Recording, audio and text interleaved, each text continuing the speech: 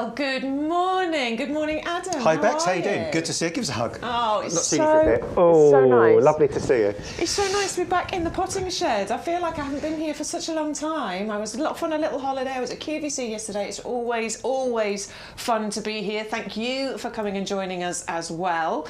We've got lots of interesting things today. Look at how stunning this is. Oh, I know. I mean, if you can't go on holiday this year, bring the holiday to you. I mean, basically, that's what you can do with this, to be honest. Yeah, we've got quite a lot of things. We've got a lot of big stuff as well, so we're going to be bringing this all forward. We've got a beautiful choice here. My absolute favourite, the Ericium, the Bowls Mauve over there. I've got a little video of my Bowls Mauve at home because it is amazing. That thing flowers constantly. They're crazy. They go for about 10 months. What? Yeah, even in the winter. So I had flowers, and only one or two, but I had flowers in November, December and January. So actually, oh, there it is.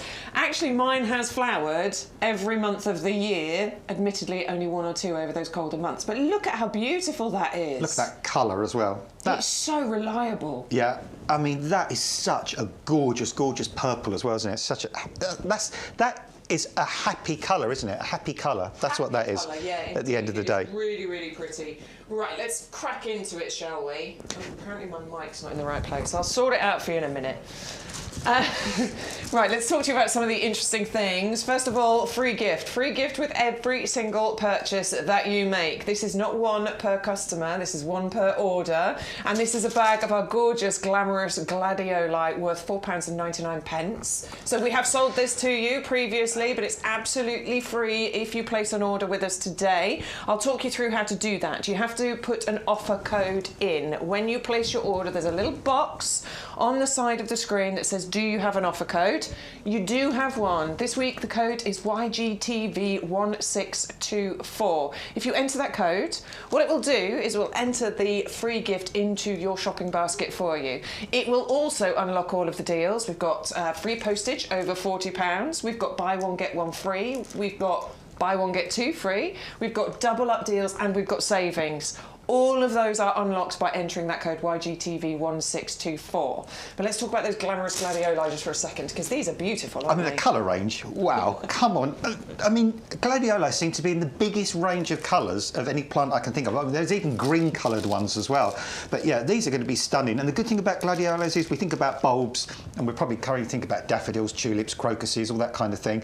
But these are bulbs for the other end of the season, for late summer into early autumn. So giving you that colour later in the year. Fantastic for pots, or just put them in beds and borders, and really easy to grow. All they ask of you is put them somewhere sunny and well drained, and plant them in little groups rather than individually, and they'll look fab. Yeah, they're a bit lonely if you plant them on their own. I would put all 10 of these in, a group together, and they will just delight for you, and they'll come back for you year after year as well. So that is absolutely fantastic, and it is free with every single purchase. Now, we really want you to be in touch with us. We want you to be part of our wonderful gardening community that we've got here. Now, there's a few ways that you can do that. If you're watching on Facebook, there's a chat on there. You can join in the chat. You can, I don't know, say hello. We can give you a shout out. You can ask to see something. You can ask any questions. Adam and I'll do our best to answer those for you. There's also an email address where you can send any comments, questions, or if you want to share your pictures. And if you are a regular viewer, you know how much we love to see your gardens. We love to see what's going on in your gardens. Oh, look at that. Ah, look, these are the pictures that I actually sent in. So this is one of the fabulous, I can't remember the name of it, but that was one of the fabulous tulips. I brought this pot in with me because this was the ice cream tulip variety that we did last year, and I potted this up, and I'm telling you, this is my favourite one of all the tulips I planted, and I planted a lot this year. Look, oh, wow, there they are. I mean, and as you were saying, Bex, earlier on, goodness me, we have had an awful lot of strong winds this spring. Yeah. And I've got tulips in my garden. The taller ones have just copped it, really. They've just got blown down by the wind. Yeah. Because these are nice and compact, they've just kind of withstood all the weather, haven't they? And they just look amazing. Honestly, just so stunning. So I'm just showing off. I'm bringing you some of the things from my house so that you can see them here. But we want to see your gardens. So please, if you've got any pictures you want to share with us, that is the email address on the bottom of the screen, ygtv@yougarden.com. There's my little selection of tulips you can see there. They look amazing, don't they? Totally. ones at the front, they look like, what's those? Like they look like puffing, like the sort of marks on puffing beaks, that kind of like red and white kind of. They're beautiful. Got that kind of look to them. They are stunning. They are. I love the way you filmed it looking in as well. Thanks. You can see Gorgeous. my tower pots just at the back there. Those have got the sweet peas in, so they'll be growing up the sides of those at some point very soon. And I like the tulips at the background. They're the ones that kind of just really opened out. And gorgeous, aren't they? Yeah, fantastic. Tulips are gorgeous, aren't they? Come and share your pictures with us. We'd like to see your gardens as well. I'm not just going to show off mine. Please send yours into our email address. Now, I mentioned the free postage, which you can get, okay? So if your order is under £40, you'll only ever pay one postage cost. I think the maximum we've got is £6.99. So you'll only pay that one cost if it's under 40. But if you can get your order to over £40 and you enter our offer code, we will take that postage cost away for you. It's going to be very easy to do today, isn't it? Well, yeah, I mean, the thing is, it's going to be difficult, not to spend 40 quid, to be honest.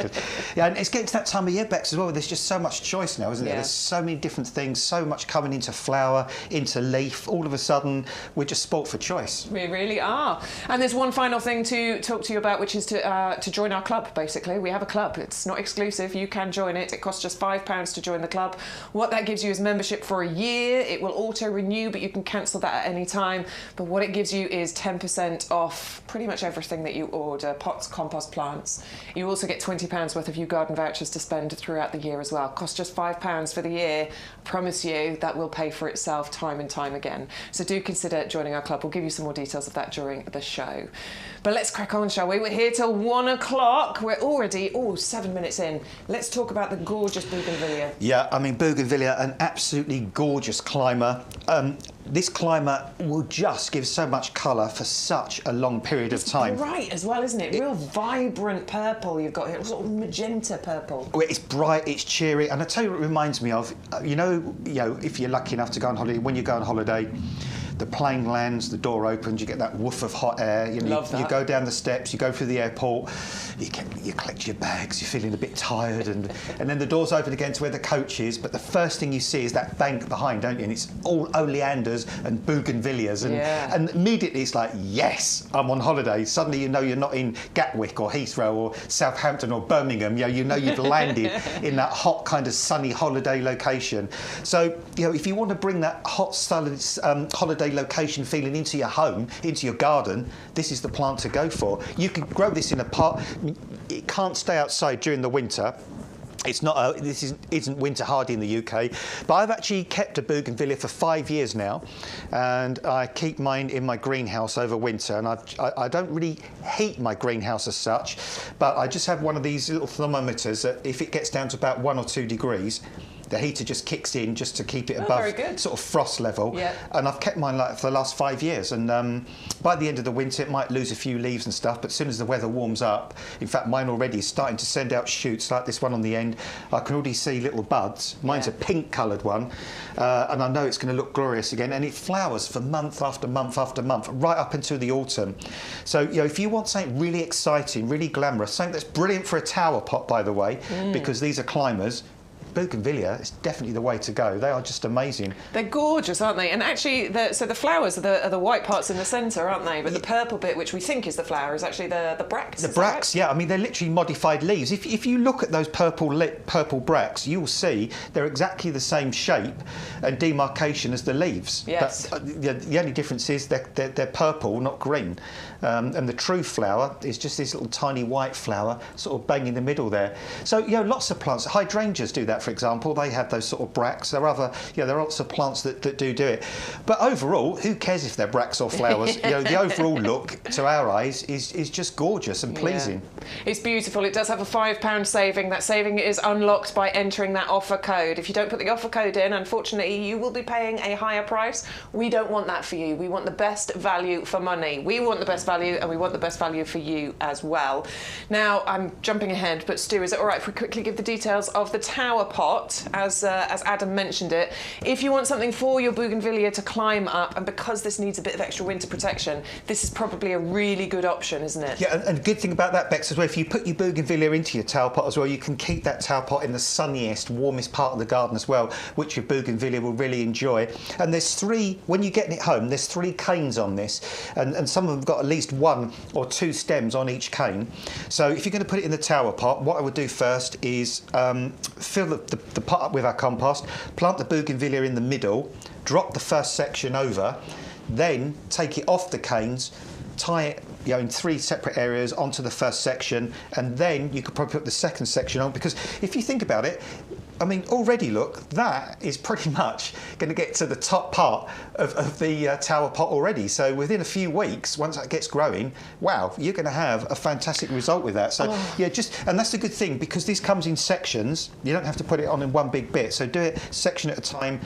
First section, tie it in. Second section, tie it in. Last section, tie it in, and then let it do its thing. Yeah, I'm a big fan of the tower pots, and I do feel like I'm going to take advantage of this double up deal and get another 2. I definitely need one for my flame lily, which is starting to sprout. Is yours? Did you get the flame lily last year? Mine's coming up. It's very exciting. But I'm also thinking the Bougainvillea, because I quite like the idea of this. So a double up deal. I've got one for my flame lily and I've got one for my Bougainvillea. As Adam mentioned, it does come to you in these separate sections. It is made of plastic, and that is fantastic because it's UV stabilized, it's frost resistant. It means it's lightweight and you can easily move it around your garden. Even when it's filled with compost and got the plant in there, I can still lift mine and move them around. And then all you do, can you see these little clips on the side here? This is how the 3 sections just clip in together. It's very quick, very easy to do, but it also means if you need to dismantle it at any point, you can easily dismantle and store if you want to as well. Anything that climbs is what your tower planter is good for. I've got sweet peas, jasmine, got your wisteria, your amethyst falls. That's what I've got in mine at the moment, but I'm getting another one for my flame lily. Honeysuckle. And maybe a Bougainvillea as well. Honeysuckle, yeah, anything that climbs basically. Even our Coronilla that we're going to get to later on, that that has a sort of climbing, scrambling habit as well, so you could put that in a tower pot as well. Yeah, that's my wisteria. That was a picture from last September. There are no flowers on that one at that time. Unfortunately, they had gone over by then, but... Must be budding up. Is it budding up? It's budding up right now. There's a few good, leaves starting to appear, and I can see some flower buds on there, so I will make sure I take another picture later on in the season so that you can see how glorious that is. It is a beautiful item, honestly. I'm a big fan. As I say, I've got 4 of them, so hopefully that tells you what a fan I am of the tower pot. All right, so that's 130461. It's a double up deal. If you want to take advantage of getting 2 of those, with that saving, put 2 of them into your basket, enter the code YGTV1624, and that's where you get those savings appearing for you. Right, let's move on, shall we? Because we've got a fig, we've got a brown turkey, and this is a standard shape. Yeah, and this is just such a stunning plant. I mean, even without the fruit, you've got the leaves, and I just love fig leaves. The shape is interesting, isn't it? Just so different, aren't they? Really. They look a bit like, what's my amazing plant I've got? Yeah, the fatsia. It looks a bit like the fatsia leaf, doesn't it? It does look like fatsia. Also, looks a bit like the, that gunnera, that giant rhubarb thing. It almost looks a little bit like kind of those leaves when they first start coming out as well. But look how shiny it is. I love the way you look at the glistening on that leaf. And this leaf is only probably about 1/3 of the size it's going to be as well. So it'll get to almost hand-sized leaves. And the leaves look really dramatic. But the good thing about this one is as well, this is brown turkey. This is probably one of the world's most famous varieties of fig. It's really hardy, down to about -15, disease-resistant, vigorous, self-supporting. I've seen many of these in customers' gardens over the years, where from mid to late summer they're laden with gorgeous, super ripe figs. And you don't really have to do anything with figs, really. They're almost like wild fruit, like blackberries or something. You just seem to plant them, leave them. You go out one day, you move a little bit of foliage, and it's like, oh, actually, look, there's some ripe ones under there, and you just pick your own super juicy, sweet, gorgeous, juicy figs. Gorgeous figs. Yeah, I mean, there's some on the plant at the moment. These they come later on in the season, don't they? Around September, October I mean, time? sometimes in very hot countries, they can double crops. You can get a crop earlier in the year and later in the year. In this country, these will probably fruit for you this year, so these will develop really, really quickly. So hopefully this year, probably as I say, about sort of August, early September time, those will swell. Those will produce fruit for you. Good thing about it being a standard is figs can be very, very vigorous. They get big very quick. Yeah. And again, I've seen them in customers' gardens, but you can cut them back really, really well. But if you've just got a small space and you want to grow your own figs, but you don't want a fig tree that's going to take over the whole area, that's just absolutely brilliant, because you could even underplant that. In fact, you could even put that in a pot. This is what I really enjoy about standard shapes, actually. And I've got some bushes and things in my garden. Like, I've got a beautiful choicea in my garden. We'll show you a picture of it later. But what I do with the choicea is I've almost trained it into a standard shape. I've taken away a lot of the leaves at the bottom because it allows me to underplant. I get more interest going on in my garden, and that's what we get with these. Yeah, because if you've got a small garden, I mean, a lot of people have really, really got small gardens. You put a fig in ordinarily, or you put your ceanothus in ordinarily, or a lilac. And we've got all those in standard forms. Well, then you end up with a big shrub that doesn't want to share, and it takes up a lot of space. But now you can have figs up in the sky, if you like, and then you can have bedding plants. You can have sky figs, as Stu was saying, and then you can have your bedding plants or perennials underneath. So you've kind of doubled the amount of space that you've got for planting. And like I always say a million times, if you're 3 floors up and just got a balcony, exactly that, you can have figs and you can have plants underneath. Well, we often talk about in our tagline, what we believe in is gardening for everyone. So it is about large spaces, small spaces, balcony spaces, patio spaces, window allotments, boxes. Yeah. We really do pride ourselves on bringing something for every single garden space. So if you have got a smaller, I mean, even in a big garden, this will look beautiful. You could plant it out into a border, couldn't you? Happily. I mean, because it's hardly down to -15. Again, in all the years I've done gardening, I've never seen fig trees being killed outright in any British winter. But of course, again, I mean, that would be really good in a pot, and they actually tend to fruit actually better in a pot than sometimes in the garden. If you constrict the root a little bit, you kind of force the plant into fruiting because the plant gets stressed. Whereas if you plant it in the garden, it tends to luxuriate a bit more. I can just chill. relax. I can take my time to produce fruit. Life's good. Put it in a pot and stress it out. It thinks, I need to reproduce. I better produce some flowers. Ultimately, that produces fruit. Brilliant, isn't it? I love anything that's grow your own as well. It's good to do a bit of grow your own in your garden. It's fulfilling. It never tastes as good as when you've grown it yourself.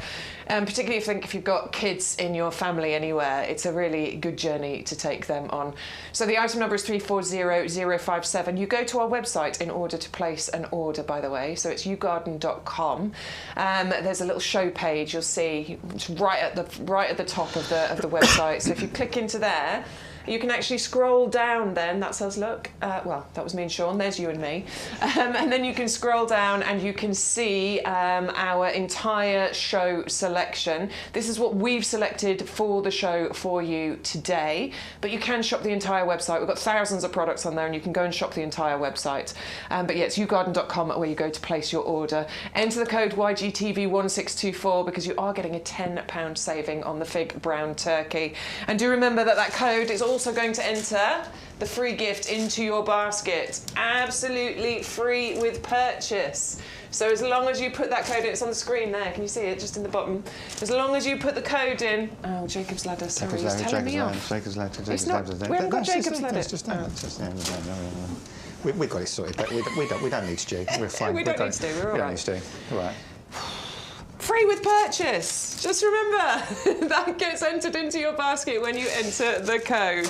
Right, let's talk about Pelarmonium, which is also known as Jacob's Ladder. Jacob's Ladder, because the look of the leaves as they sort of grow up the stem, they kind of give that look of a ladder, allegedly. Yeah, I think it's super interesting. So this reminds me, we brought the geranium storm cloud last week or the week before, and there you've got that real dark, storm cloud coloured foliage, and then the mixture with that lilac-y coloured flower, I think, is a winning combination, and that's what you've got with this one. Yeah, it's always a double bonus when leaves aren't just green, and you've got that sort of that coloration on the leaves as well, and that coloration tends to change as well depending on kind of the maturity of the leaves, and the leaves are just elegant in their own right, aren't they? I love the shape of the leaves. Really interesting leaf, but look at that flower. I mean, that is really, really pretty. But this is why it's called Jacob's Ladder, isn't it? Because these look like a ladder. Yeah, I mean, that's the idea. Yeah, sort of, when you sort of see them step up, that kind of looks. It's got that sort of ladder kind of look to it, but I've planted many of these over the years, and these are really tough perennials. They come up year after year after year, and they kind of form slightly bigger groups as they mature. And this is a nice compact form, probably only about sort of 30-40 centimetres, sort of maximum height. They're self-supporting, they don't need staking, they've got lovely stout, strong stems. Yeah, I love how the flowers actually are rising up above the foliage, which here. is always... It really makes them stand up proud. It does, doesn't it? And that's sort of always a bonus, isn't it, when there's sort of the flowers stand really clear, because and the foliage underneath just really highlights those flowers really well. And they're not particularly fussy about where they grow. Actually, look at the root system on that as well, right? Bex. I mean, goodness me, we love a good root system, don't we? That is just absolutely phenomenal. Rooty. Yeah, because you just know that within days of that going into the ground, that is actually...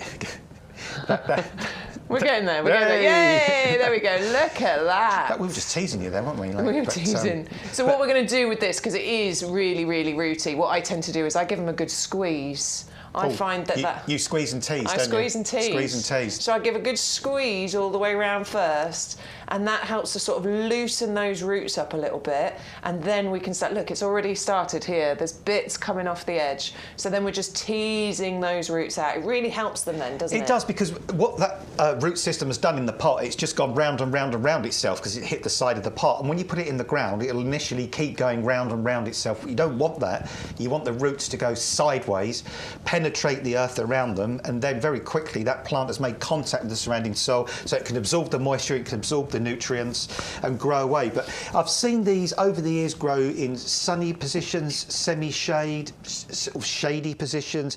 They're not really fussed about soils. I can think of a garden that I looked after in Bishopsthorpe for many years, and I remember planting a little clump of these polemonium probably 10-15 years ago. And every year they come up without fail. They're herbaceous though, right? Or they don't completely disappear? Yeah, well, they die down to just kind of a little mound. Sometimes there's just a little bit of foliage and it looks a little bit sad through the winter, but at least you know where they are. Yes. And then in the spring, you see those new leaves start to come through, and very quickly they come up. But the good thing about this, Bex, and a couple of the other perennials we're going to bring to you today, like the Dicentra and also the Thalictrum, these are really good gap fillers for between the bulb season and the later flowering perennials, because sometimes, well, we were saying before the show, weren't we? We've got that sort of look in our gardens at the moment where we've got like a big bunch of colour, but then there's a gap between with nothing in it.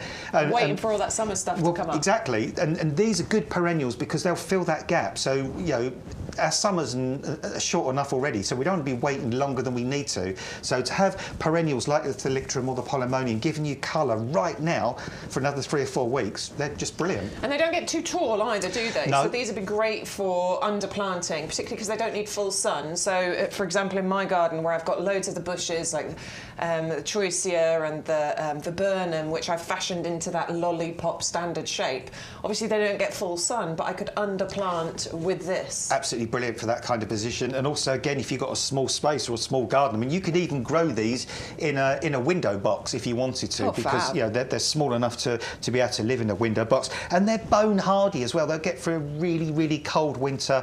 You know, even if they get frozen rock solid, these will come back in the spring. I've seen them get through really hot, dry summers. They wilt a little bit in the very driest conditions, but the rain comes along and they perk off they go again and they perk up. Very nice. Well, you are getting 3 of those, which is obviously perfect for planting.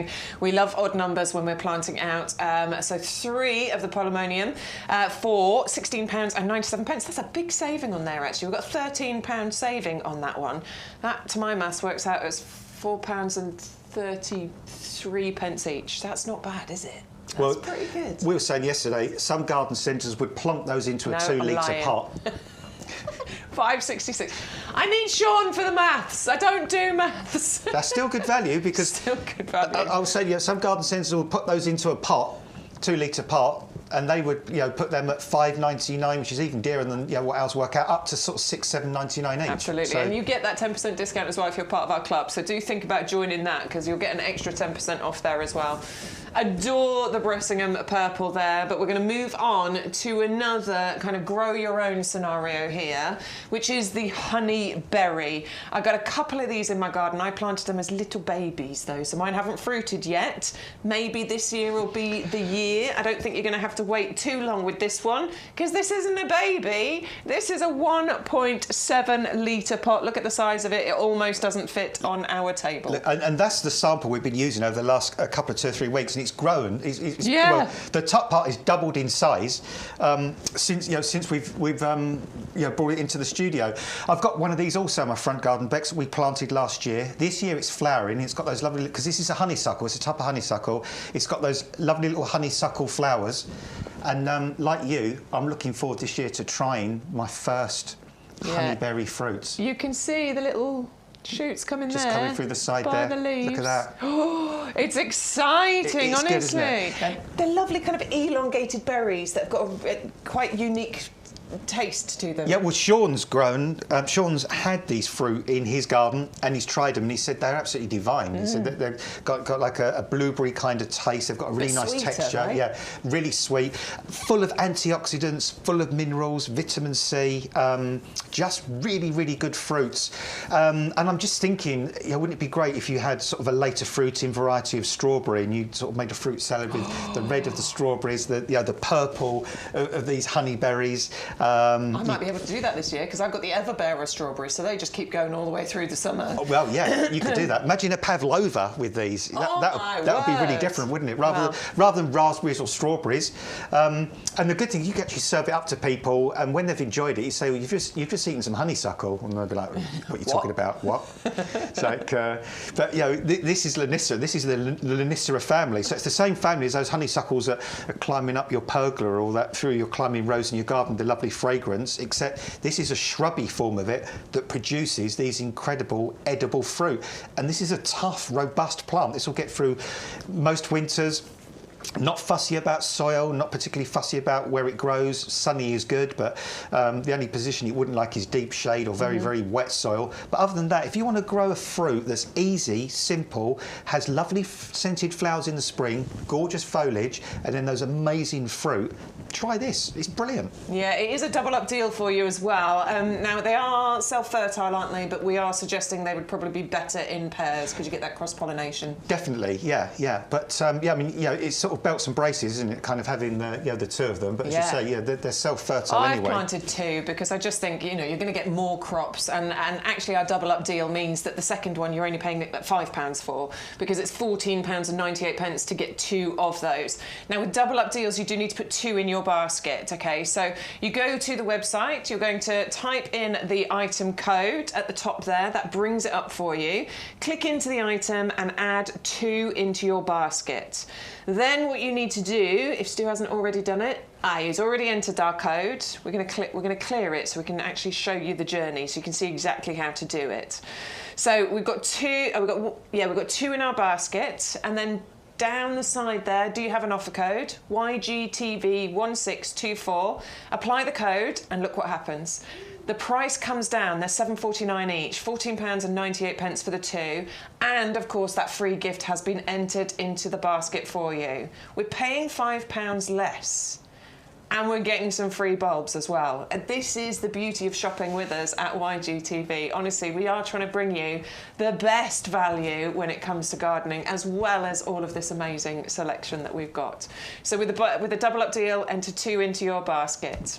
Let's have a little, let's say hello to some people that are watching, that have chatted. Good morning, Nicola. Good morning, Malcolm. Elaine, how nice to have your company. You're here every time. Thank you. Neil, good morning to you. Angela, hello. Anna and Alice, hello, and thank you for joining us. Morning. Good morning. Good morning. Please send us any of your comments, any of your questions, and of course, any of your pictures to our email address. Stu's just popped the email address on the bottom of the screen for you. We are desperate to see in your gardens, basically. Yeah, we're nosy. We want to see over your garden fence. Yeah, don't be shy, don't be bashful. Just get those pictures in and lilacs. I said yesterday, if you've got any, the lilacs are looking amazing at the moment. They are, yeah. Aren't If you've got any fabulous lilacs or anything like that, just send all your pictures in and share your joy with us. Yeah, is there something that you haven't got in your garden that you want to see? Hang on, let's think. Oh, yes, I tell you, there should be all right. So, if anybody's got any crown imperials, the fritillaries, because I think they're still going. I know. Fritilla, yeah. There'll be some people because we brought that I planted it.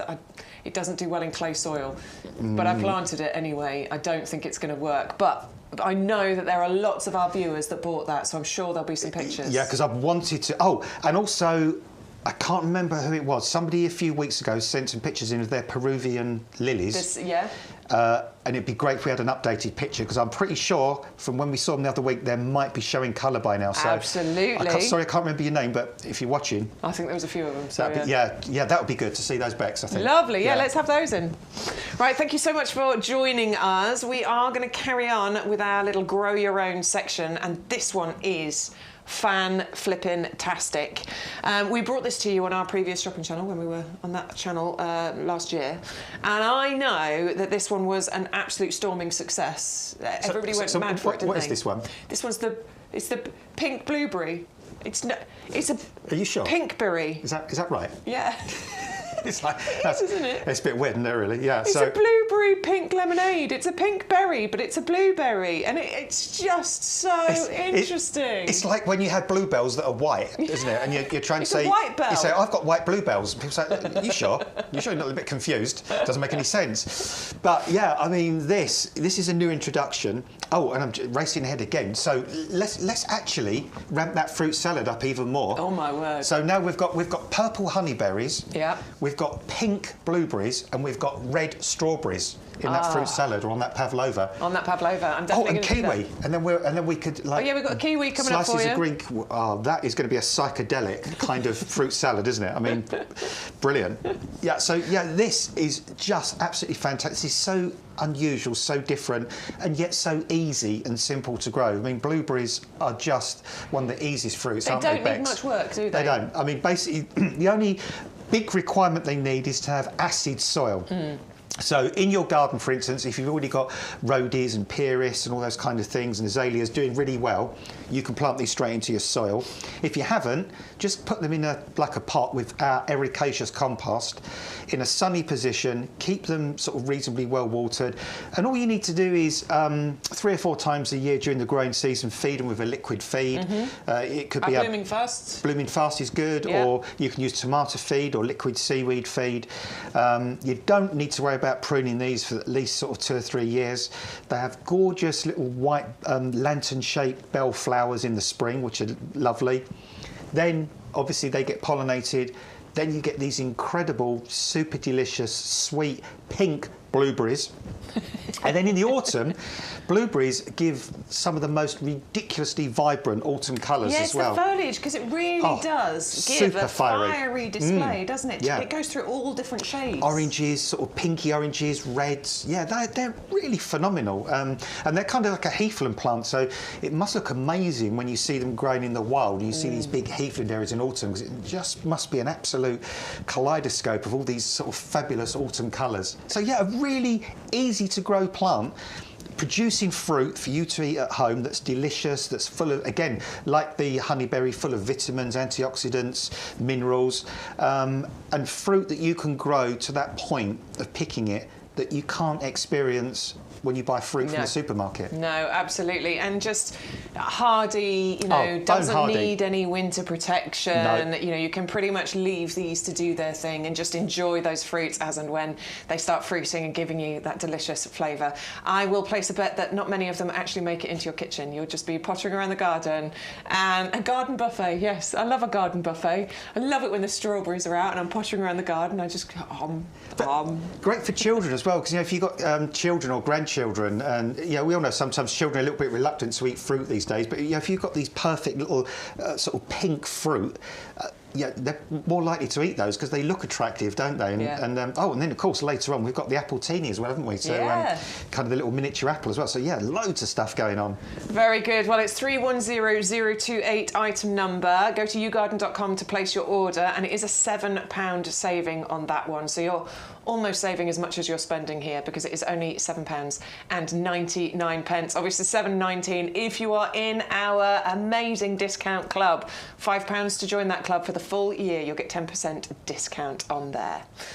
Right, we're going to... I'm giving way to you on this, Bex, because you've got it, you've grown it. So I am growing this one. So the Euphorbia, now this is the collection. We have brought it to you for a couple of weeks, but for any of our new viewers, this is one of our toppest of the top tips, isn't it? Because Euphorbia is just an incredibly easy plant to grow, fills a space very quickly as well, doesn't get massive, doesn't take over, doesn't strangle everything else, but will grow nice and quick. So if you want some sort of really quick, instant impact and colour, this is a really good one to get for you. This is in my garden right now. Now I'm going to own up. I was telling Adam. I was going to keep stum about that, but if you're going to... I did the thing that you're not supposed to do. Okay, so I was in my garden the other day and I'm just pottering around and I've got a few things to plant out, and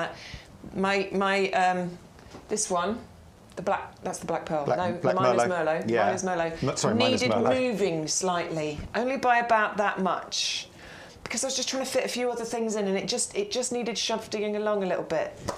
Now, when a plant is in full flower, full bloom, expending all of its energy on creating flowers, it's the worst time to move it.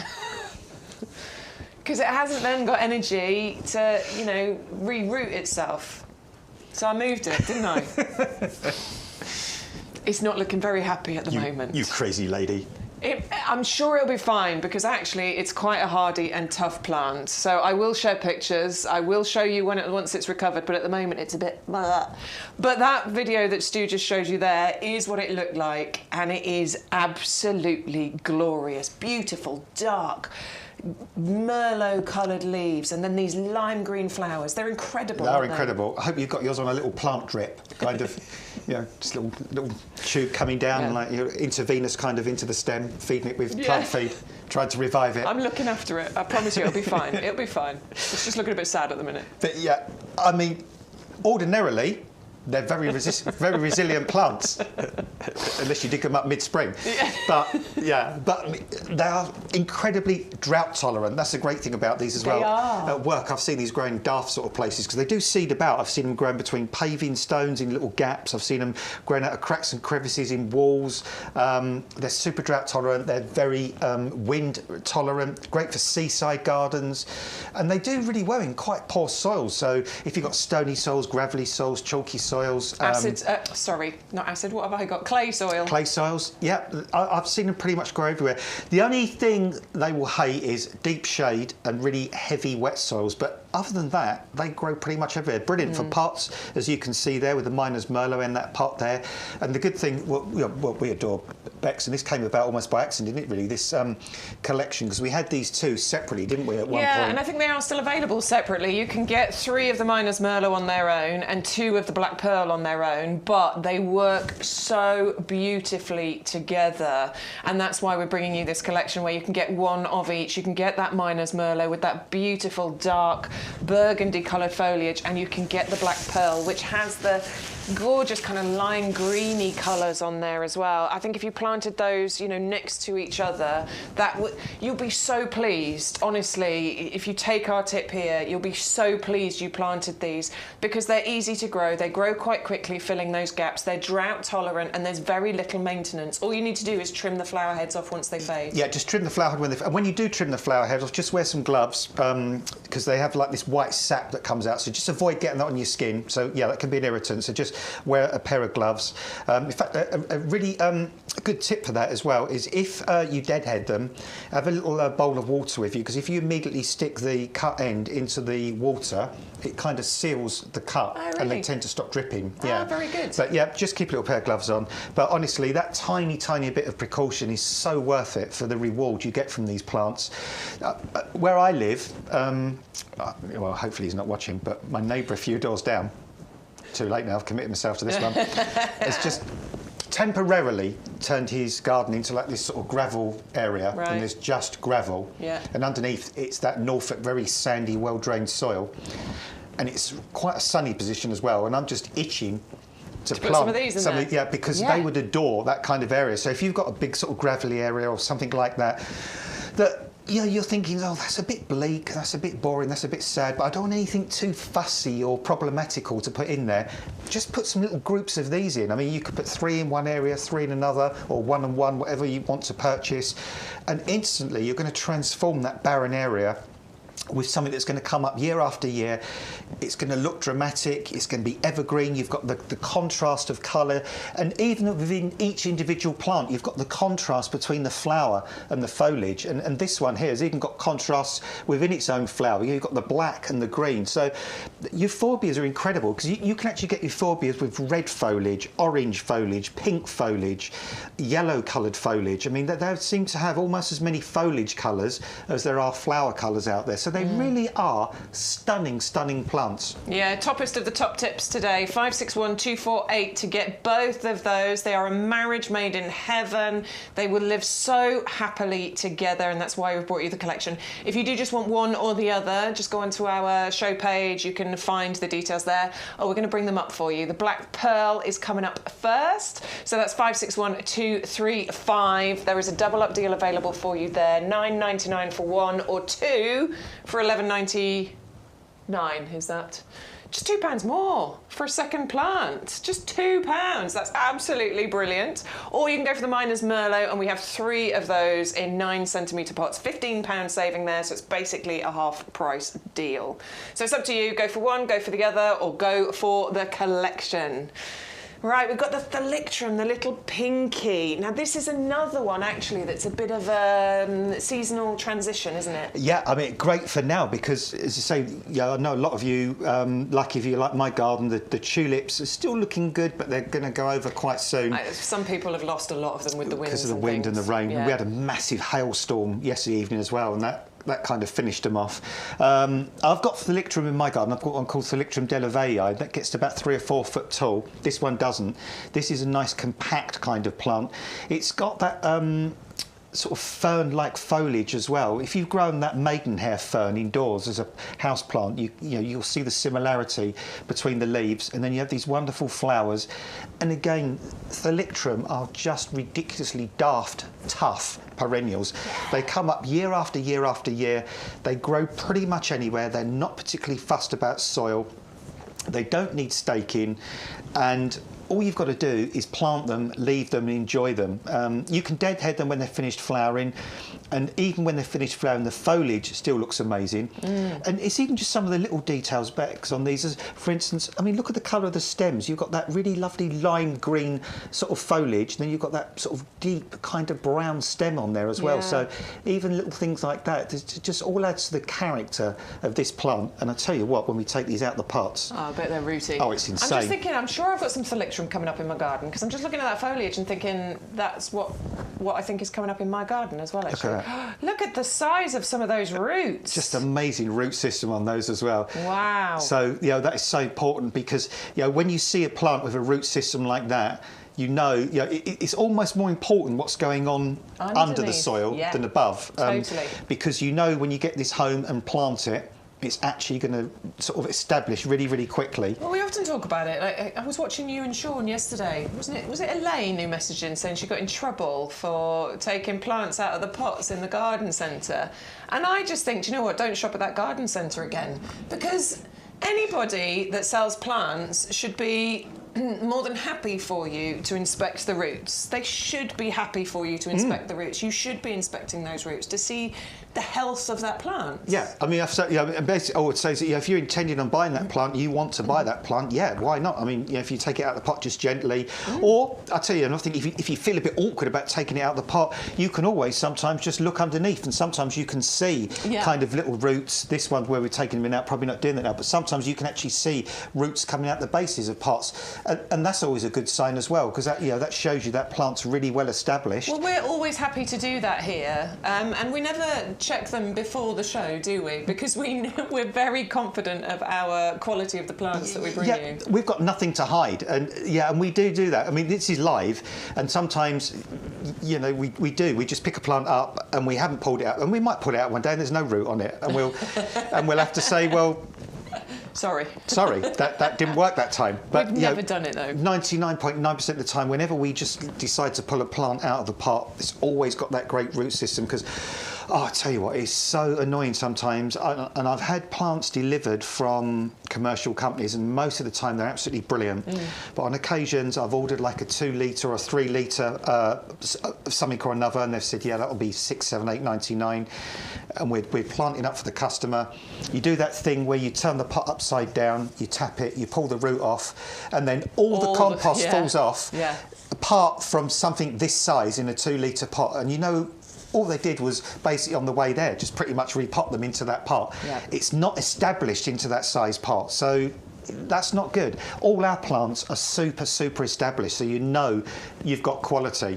Yeah, absolutely. And it is a double up deal on that one. So you can go for one if you would like to. They don't get massive, do they? No, these are about, about 30, 40 sort of centimetres, these ones, or 50 centimetres kind of max. So, and say that, you know, these can blow around in the wind like absolute crazy. You know, they're not going to snap, they're not going to break, they're really robust. They die down to the ground in autumn. And then very late winter, you see them start to come up again, and they are really, really beautiful little kind of fluffy purple flower heads that last a long time. I think that they'll look really nice next to my geums, actually. Yeah, they would. Because I love that kind of purple, and I've got some orange-coloured geums, and I love that purple and orange colour mix. That'd look really nice together. As I was saying, it is a double-up deal. You can go for one if you want to. It's £9.99 or £8.99 if you're in the club. But if you put 2 in your basket and enter our offer code YGTV1624, you can get a second one for a discount price. You'll get 2 for £14.99. So we've got one that we're putting into our basket there, but we're going to make that 2 because it's the double-up deal. And then we're going to enter that offer code in here, YGTV1624. Apply the code. And look at the savings that start to happen on this basket. So we've got 2 of our honeyberries, we've got 2 of our thalictrums, we've got the Euphorbia black pearl in there. All of those should be £9.99 each. We've got our free gladioli bulb in there, pack of bulbs in there, because we've entered our code. And because we've managed to get our basket to over £40 with that order there, we now have no postage included on that order. Look at the savings, £32.97. That's brilliant. Great thing to do at this point would be to join the club. Can you see that box there with the red outline to it? It says save £6. So you're actually going to save £1 on this one, because it'll cost you £5 to join the club, but we are still then saving £1 on there, and we're going to save 10% every single time we place an order with YouGarden for the next year. That is incredible. We've got over 40,000 members of that club, I'd like to let you know. And I keep saying it, but 40,000 people can't be wrong, can they? It is £5 on that auto renewal, but do understand that you can cancel that renewal at any stage. We are not tying you in to anything. You know, if you want to cancel it, you absolutely can. We just want you to get the best prices for as long as you want to be a YouGarden customer. Plus, you're going to get £20 worth of those vouchers as well. And you might have just said this already, because I just went off to get a quick drink. Did you say once you pay for the £5 one, like, and it won't go up? No, I didn't say that. No, it's very good. Stays the same year after year after year. Yeah, so as long as you don't cancel your membership, even if we put the club membership price up, you will never pay any more than £5. It will always automatically renew at £5. So it's really good to get in now while the price is where it is. The only thing that might scupper that would be your bank card expiring. But all you need to do is ring customer services and change it to the new one, and that will fix it. A few people have been asking that, Stu's telling me. So you can just call customer services and they will sort it out for you. Okay? Yeah, that's just brilliant, isn't it? I mean, so many times you get offers like that, and it's like a first year kind of deal thing, isn't it, to hook you in, and then the second year all of a sudden the price goes sort of up. Doubles or something. Yeah, I took out one of those policies for my phone provider recently. And I did that one of those policies for a boiler, you know, in case and the first year I thought, oh, that's a really good price. The second year, oh my goodness me. No, we can't match that price anymore. Sorry. Yeah, I had it with my phone provider yesterday. Been with them for 10 years. Can't match any price. Oh, can't you? Well, I'm going. Yeah, that's it. Getting a new SIM card delivered. tomorrow, I think. Good riddance. Bye-bye. So if you can't get hold of me, that's why. Right, so we're moving on to our premium professional compost. Did you see when we walked over? We both stood here, just stroking the compost. Oh, no, it's like, you can't help it, can you? You can't, because this just feels so lovely. And soft. Yeah, do you know what I mean? Yeah, we can't make ridiculous claims, but I think if I was feeling a bit stressed, just standing here, kind of doing this, just running your hands through this compost, it's actually a bit soothing. It kind of feels relaxing to do it. I'm going to make a claim here, but look it up for yourself. There is something in the smell of compost. Right, yeah. That releases serotonin in your brain, which is one of those happy hormones, has a calming effect. And this is why it's really good to get outside in the garden, and it's why we can't leave it alone, absolutely, because the smell of it actually releases some happy hormones into your brain. Well, I can believe that, because I guess if you think this is made from natural products in the ground and around us and so on, and going back kind of in time a little bit, we would have been really connected to those kind of smells, wouldn't we, when we kind of lived, kind of more outside and in caves and kind of more basic buildings. So yeah, that makes sense. It's like that smell, isn't it? That when you get rain on a dry surface and you get that kind of smell of rain on it. It's got a special name that I can never remember, but again, that's supposed to be really good for your brain as well. It kind of releases those sort of happy hormones. But more importantly, this is going to be brilliant for your plants. It's not for us, is it? It's not about us, we're not saying sit down in the living room with a bowl of this and petrichor. That's thanks, Stu. That's it.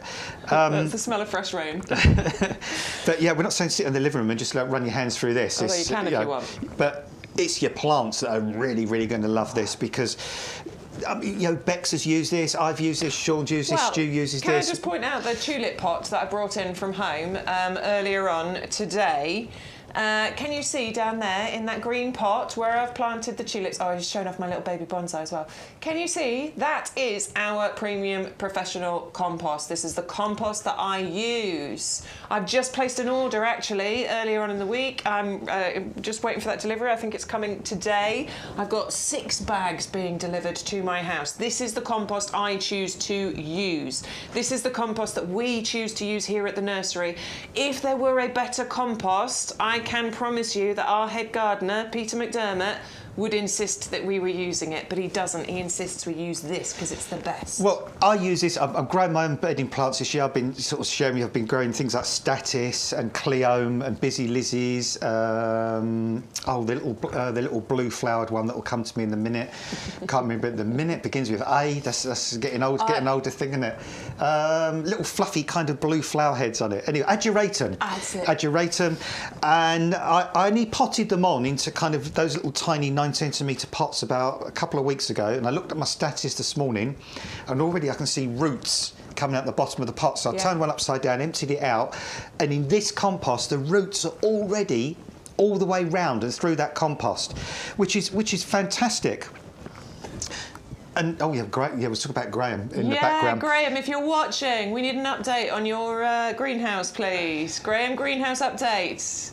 We're putting a call out right now. Graham, send us your greenhouse update pictures, please. Because I think last time we saw Graham's garage, there was like 16 bags of our compost kind of sitting there. But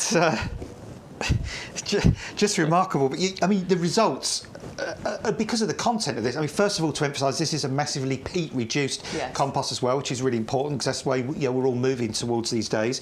But what we've also got, and if you take something out, you need to put something back in. So we've got that composted wood fibre.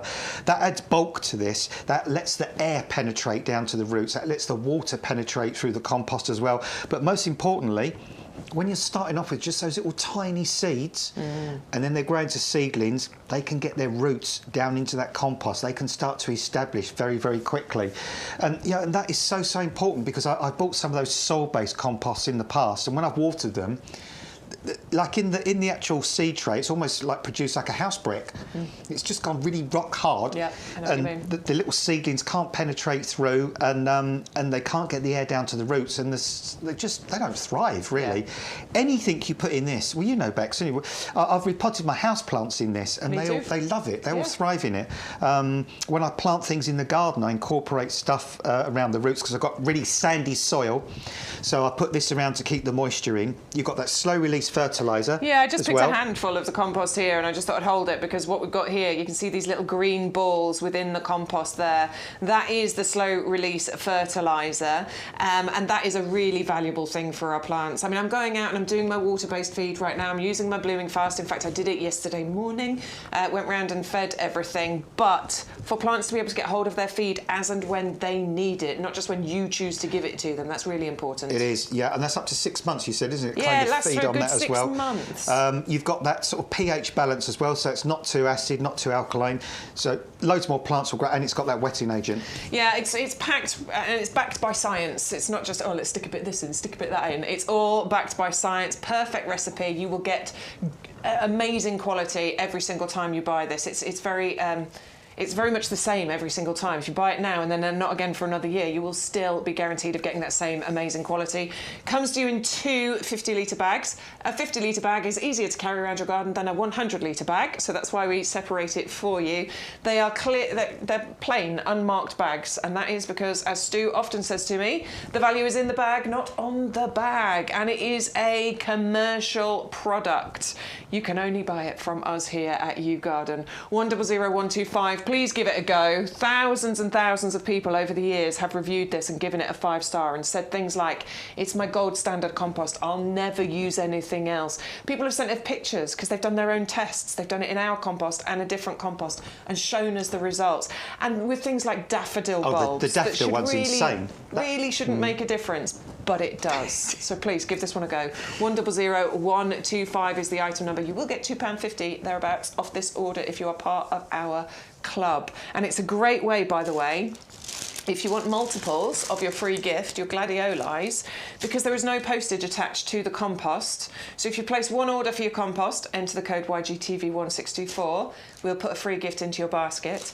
And then if you come back and place another order, get it to over £40, use the code, you'll get another free gift included in there as well. And so it's a really good way of playing around with your basket. Beautiful gladioli, isn't it? Beautiful gladioli. The colour mix on those is, it's awesome. Absolutely awesome. All right, so we're going to give you a little reminder of some of the things that we've seen so far. We've still got lots to see. Oh my word, we've still got another 2 hours for you, so lots and lots of products. We're going to start with the Jacob's Ladder, the Pelarmonium, the Bressingham Purple. 561235 is the item number that you need. You get 3 of those gorgeous 9-centimetre pots, which is perfect. We love planting in odd numbers. Huge saving on this one at £13. So just £16.97 or £15.27 if you are in the club. Love the colour mix that you're getting here. You've got a beautiful range of kind of darker olive greens and lighter greens in the foliage, and then these beautiful flowers sort of rising up out of the top of that foliage. It reminds me a bit of the geranium storm cloud, that stormy kind of colour foliage with those bright lilac-y coloured flowers on there. I love that one. Great for underplanting, we were talking about. Doesn't get massive, can cope with a little bit of shade as well. So I think that's a really good one, a perennial, and it'll come back for you every single year for many, many years. 561235 is your item number. Now we've got a double up deal on our honeyberry. This is part of our grow your own section. We've actually got a few grow your owns in the show today. So maybe it's maybe you're thinking, I'm bored of just growing strawberries or potatoes, or, you want to try something a little bit different, a little bit new. And honeyberry, I think, is a really good option because this is a winter hardy plant, really easy to grow. But what it's going to provide you with are just some of the sweetest, delicious, just gorgeous. They look like elongated blueberries, and they sort of have a bit of a blackberry, but a hint of kiwi flavour to them. Very, very sweet, very delicious, and very packed with those antioxidants because they are one of those dark-skinned soft fruits. So just have a little research if you like. Check them out in relation to blueberries, for example. The amount of antioxidants in here is incredible. And unlike blueberries, these do not need an ericaceous compost. So if the idea of ericaceous kind of puts you off, growing blueberries, then honeyberry is potentially one to give a go. It is just £9.99, or you can get 2 for £14.98 if you would like to double up. We recommend you doubling up on that one. And then we have our blueberry pink lemonade. So it's a pink berry basically. It's just like growing blueberries, but these are going to be pink. Really interesting, something a little bit different, something for you to easily grow in your garden. This one does need the ericaceous compost. It is on the website if you need to. You can happily grow these in a pot if you don't have ericaceous soil in your garden.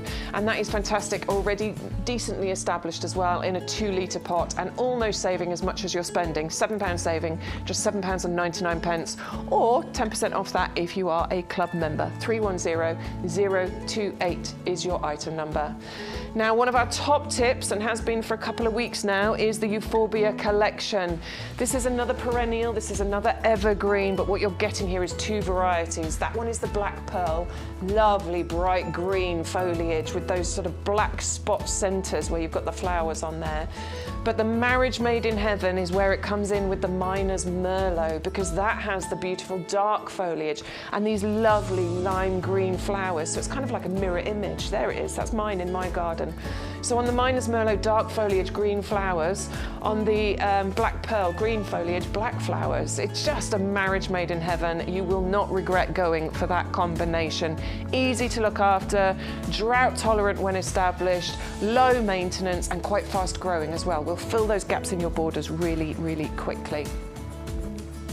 And if you're looking for a climber, then we are going to recommend to you our gorgeous Bougainvillea.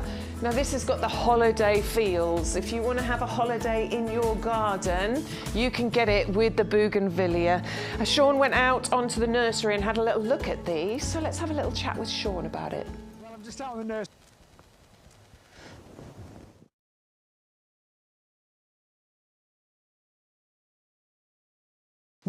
the nursery. I'm checking out the Bougainvillea, one of my favourite Mediterranean plants, and these are absolutely stunning.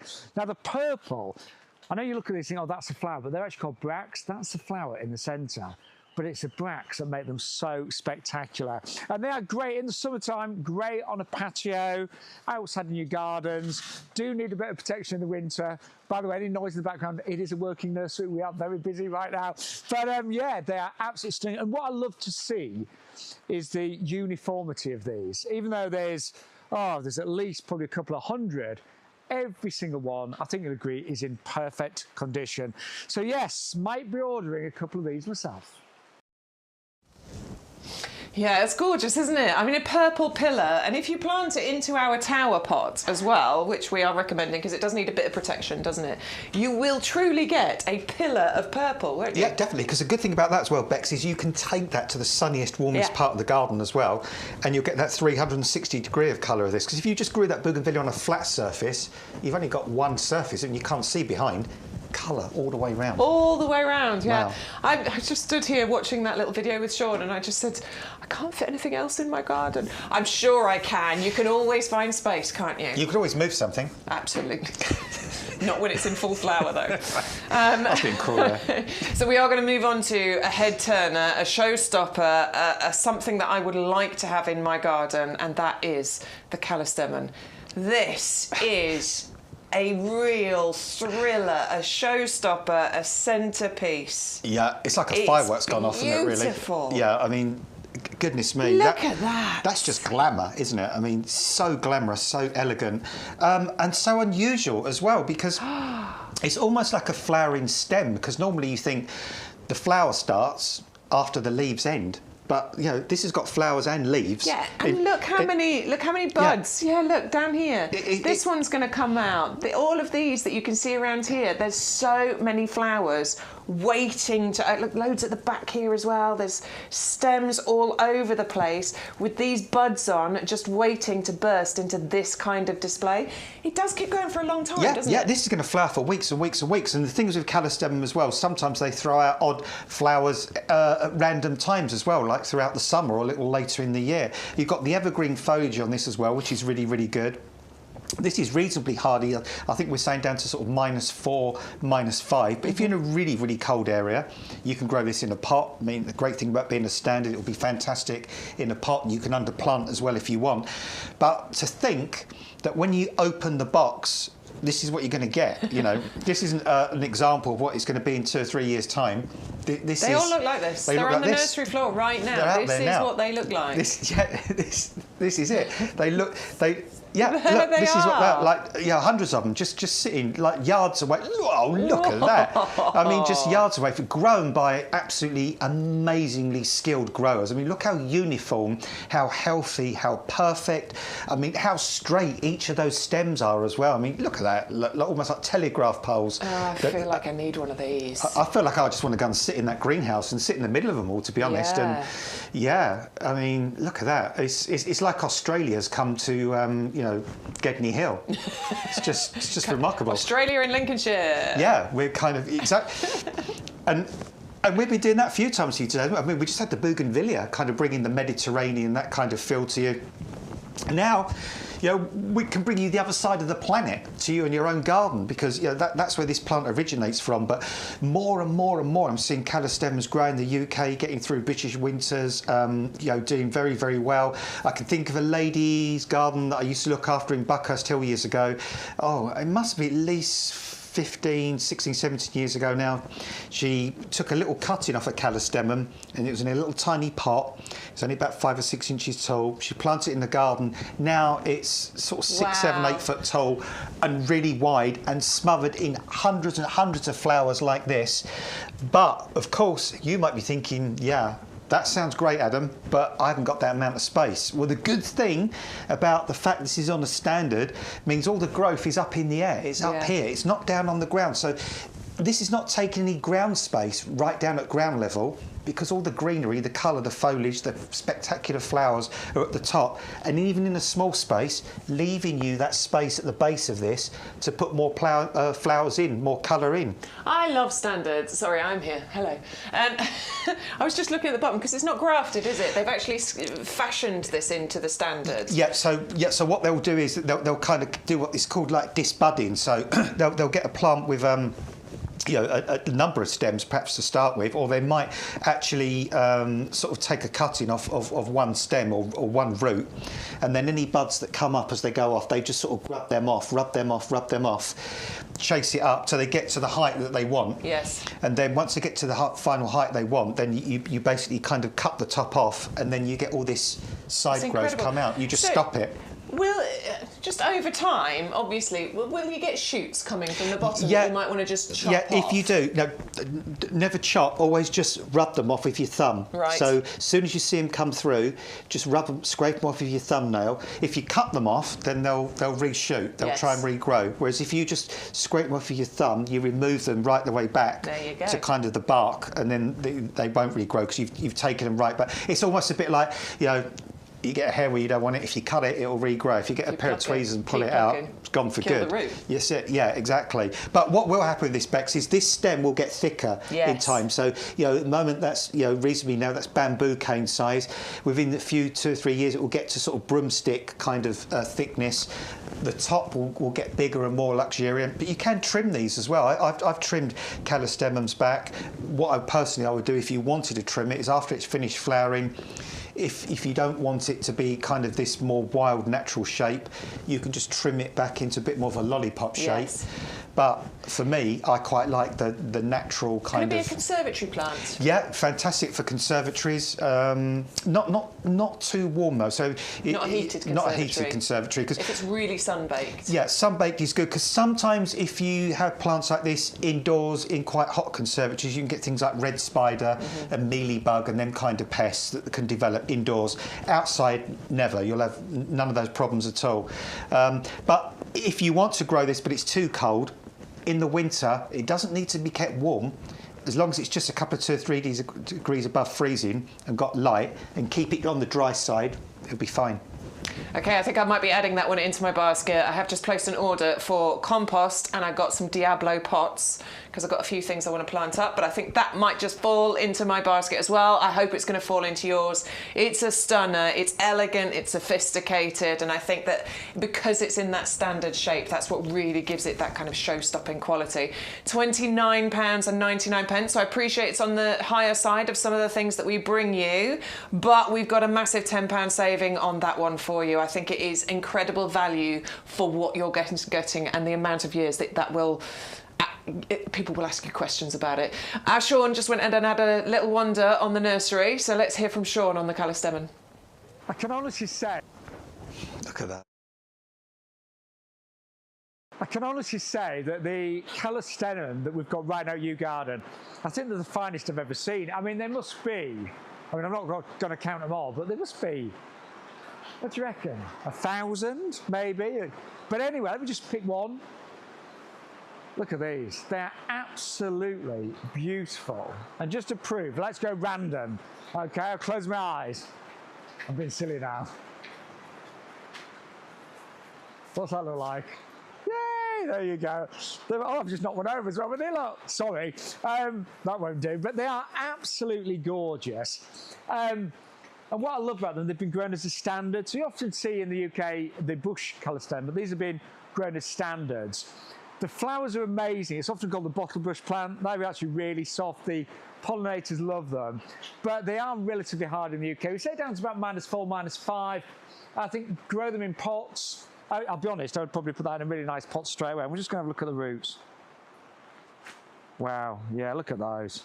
They are just so well grown. Amazing quality. There's loads of buds waiting to come out. And yeah, you can buy all 1,000 if you want, or maybe just buy 1 or 2. But some of the most stunning that I've ever seen here at YouGarden. Yeah, did you see those roots on there? He picked a random plant. I'm not going to do it with this one, but I can guarantee you it's going to look as beautiful as well. It's going to be really rooty. I'm genuinely going to be in trouble with my husband, but I really want one of these. This is going to appear in my basket. Well, I mean, look where we are. We're the sort of 3rd week of April coming up, and just imagine, you know, out of the box, bang, yeah. Like you've got that showstopper, and the value is insane as well. It is, isn't it? I can think of a garden centre not too far from me. They would cheekily probably charge $49.99 for that. I can definitely see them charging that sort of price. I can see it, and I think a lot of people would walk in there, seeing it in its full glory, would be happy to pay that. But it's just £29.99 here, or £26.99 if you are in our club. Just go to our website, yougarden.com. That's where you place your order. If you enter, you can write in the search bar callistemon, or you can put in the item code 680093, and that will come up for you. Do think about joining our club membership for that one, because you'll get £3 discount off that one. Right, we're going to go on to one. I have one of these, but I have the standard shape. What we're bringing you here is the beautiful shrub. Now, lilac is stunning at the moment, isn't it? Everywhere you go at the minute, you can see lilac in full bloom, and the fragrance is incredible. It is, but there's just one drawback, that the lilacs you're seeing at the moment, they're Syringa vulgaris. Yes. Which is probably what you see 95% of the time, and they look fantastic for about 2 or 3 weeks, and then that's it. They're gone for a whole year. Yeah. There's no more, and they won't repeat flower. They will not repeat flower. End of. This is a different type of lilac, because this is a sort of the microphylla type, or Korean lilac, and this is a repeat flowering lilac. This will keep flowering all the way through the summer, from spring right into autumn. In fact, it has kind of sort of a big flush of bloom in the spring. Then throughout the summer, it just keeps popping off flowers every so often, and then later in the year, it has another sort of show of lilac bloom all over again. It is really, really sweetly fragranced, just like normal lilac. It's got that lovely, lovely fragrance, and it forms a shrub that gets to about 1.2 metres tall. And funny enough, when I was just putting it up on the little boxes here to display it, I actually I saw the back of the label, and it says there -25. Oh wow! So, you know, pretty much even in the Highlands of Scotland. It says be safe. Yeah. As in, not be safe, be. Bees. Be safe, -25. -25. And only 1.2 metres high. Yeah. So really nice compact lilac, this one. And I've seen this grown for a number of years, and it is really, really reliable. Again, I can think of a garden I used to look after in Buckhurst Hill, and the lady used to have a sort of an upper patio area, and then there was a slope bed that came down, then a raised wall, then a path. And on this sort of like bank area, it was full sun, it was really hard, poor clay soil. Like mine. Like yours, unfortunately. So it was rock hard in the summer, it was always wet and sticky in the winter. She'd had one of these growing there for donkey's years, and it always looked brilliant, Bex, every year. Flower, flower, flower. And the amount of times I'd be walking around the garden, and you'd walk past and it was like, oh, gorgeous. On a warmish day, you get that lovely waft of incredible sweet fragrance. And then to top it all, in the autumn, these leaves turn the most gorgeous, gorgeous yellow colour before they drop. So if you want a shrub that is compact, is ridiculously hardy, is drought tolerant, flowers for months on end, has got fragrance, doesn't need pruning, doesn't become invasive, is disease resistant, you plant it, you leave it, you live your life and enjoy it. This is the one to go for, honestly. Sold. Couldn't be easier. Really yeah, couldn't. I love that. I mean, everything you were saying there ticks every box that we want. Yeah, it does. The lilacs just that I've phenomenal. been seeing are beautiful if you've got the space to grow them. Because they get big, don't they? They get massive. Yeah. And unless you're out there really constantly trimming it back and keeping it in shape, it's going to get out of control. I can't fit those in my garden. No. Most of us can't fit those in our gardens. But this can fit in the majority, couldn't it? It is as well. And also, even from this size, it's flowering. So even from a small size I'm plant... not getting the fragrance yet because No, they're buds. they've not quite opened, have they, yet? I kept sticking my nose in, but I'm not getting the fragrance yet. But they're not far away from opening, and that fragrance is going to be so delightful once they do. Yeah, and I'm guessing as well, probably yours will come with some flowers on it, because, I mean, yeah, they're pretty... I mean, this isn't smothered in flowers, but, you know, we'll definitely try and send you out one that's obviously, you know, got flowers on it. Of course. But, I mean, it's such a lovely established plant as well. Again, it's multi-stemmed, it's bushy, it's healthy, it's vibrant, full of life. And it's not lilac just for spring. This is lilac all the way through for summer. Very good. So 510349 is the item number. There's a £5 saving on that one. You access that saving by entering the code when you place your order. So there is a little box where you place your order. It says, do you have an offer code? The code you need is YGTV1624. That will give you your £5 saving, but it will also enter into your basket our free gift, which is the bag of the gladioli bulbs. You get 10 of those. It is worth £4.99. Gladioli are some of the showiest flowers, some of the beautiful flowers, and you will get what we call a sweet shop confection of colours. Look at those, they're so beautiful. And bees obviously adore gladioli, don't they? Look at the colour range in that. I I mean, and they are really... I just love those colours. They're joyful, aren't they? They're just such happy, exquisite, wonderful colours. I was saying earlier, I think gladioli seem to come in more colours than any other flower I can think of. There's even a green-coloured gladioli, which is remarkable, and there's one that's almost black. It's a dark, dark, dark, dark purple. So a whole range in gladiolis. Phenomenal. Well, when I went to one of the flower shows, I think it was maybe Chelsea or one of them I went to last year, the gladioli stand. They're mind-blowing, aren't they? It was properly mind-blowing. Yeah. And the way they get them to be perfect, because obviously at Chelsea you can't have the bottom flower dying off before the last one opens, and how they manage to almost get that whole flower spike it's incredible, looking good simultaneously is mind-blowing. It is incredible. I spent a lot of time stood at that stand. Honestly, it was so beautiful, proper thriller. But it's a freebie with your order today. Not one per customer, one per order. So if you place multiple orders, you'll get multiple bags of the free gift sent out to you. Just make sure you use our code YGTV1624.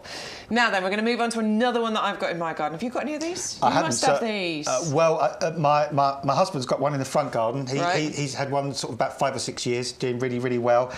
So I'm going to give way to you on these, Bex, because again, I've seen the pictures of yours, so... Well, that's one of them. That's the one that's looking the best. The other one's looking good as well, but this one is looking phenomenal. I adore Bowles mauve, and the reason I love it is that it flowers, I mean, we say 10 months of the year, and it has good flowers, a good amount of flowers for probably 10 months of the year. But I actually had flowers on mine in December and in January as well. Just 1 or 2, but there were still flowers on my Bowles mauve.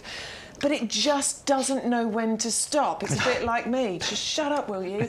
No, this one will not shut up. It will keep going. It will keep flowering. And the colour of those flowers the colour's divine, incredible. isn't it? It's beautiful. Really? Oh, Alison, look at those. these are hers coming through right now. Look at those. Aren't they cheery? And I'd say the good thing about this colour as well, Bex, is, you know, we've been getting a lot of grey days lately. This colour really cuts through, even on a grey day, doesn't it? It stands out. Yeah.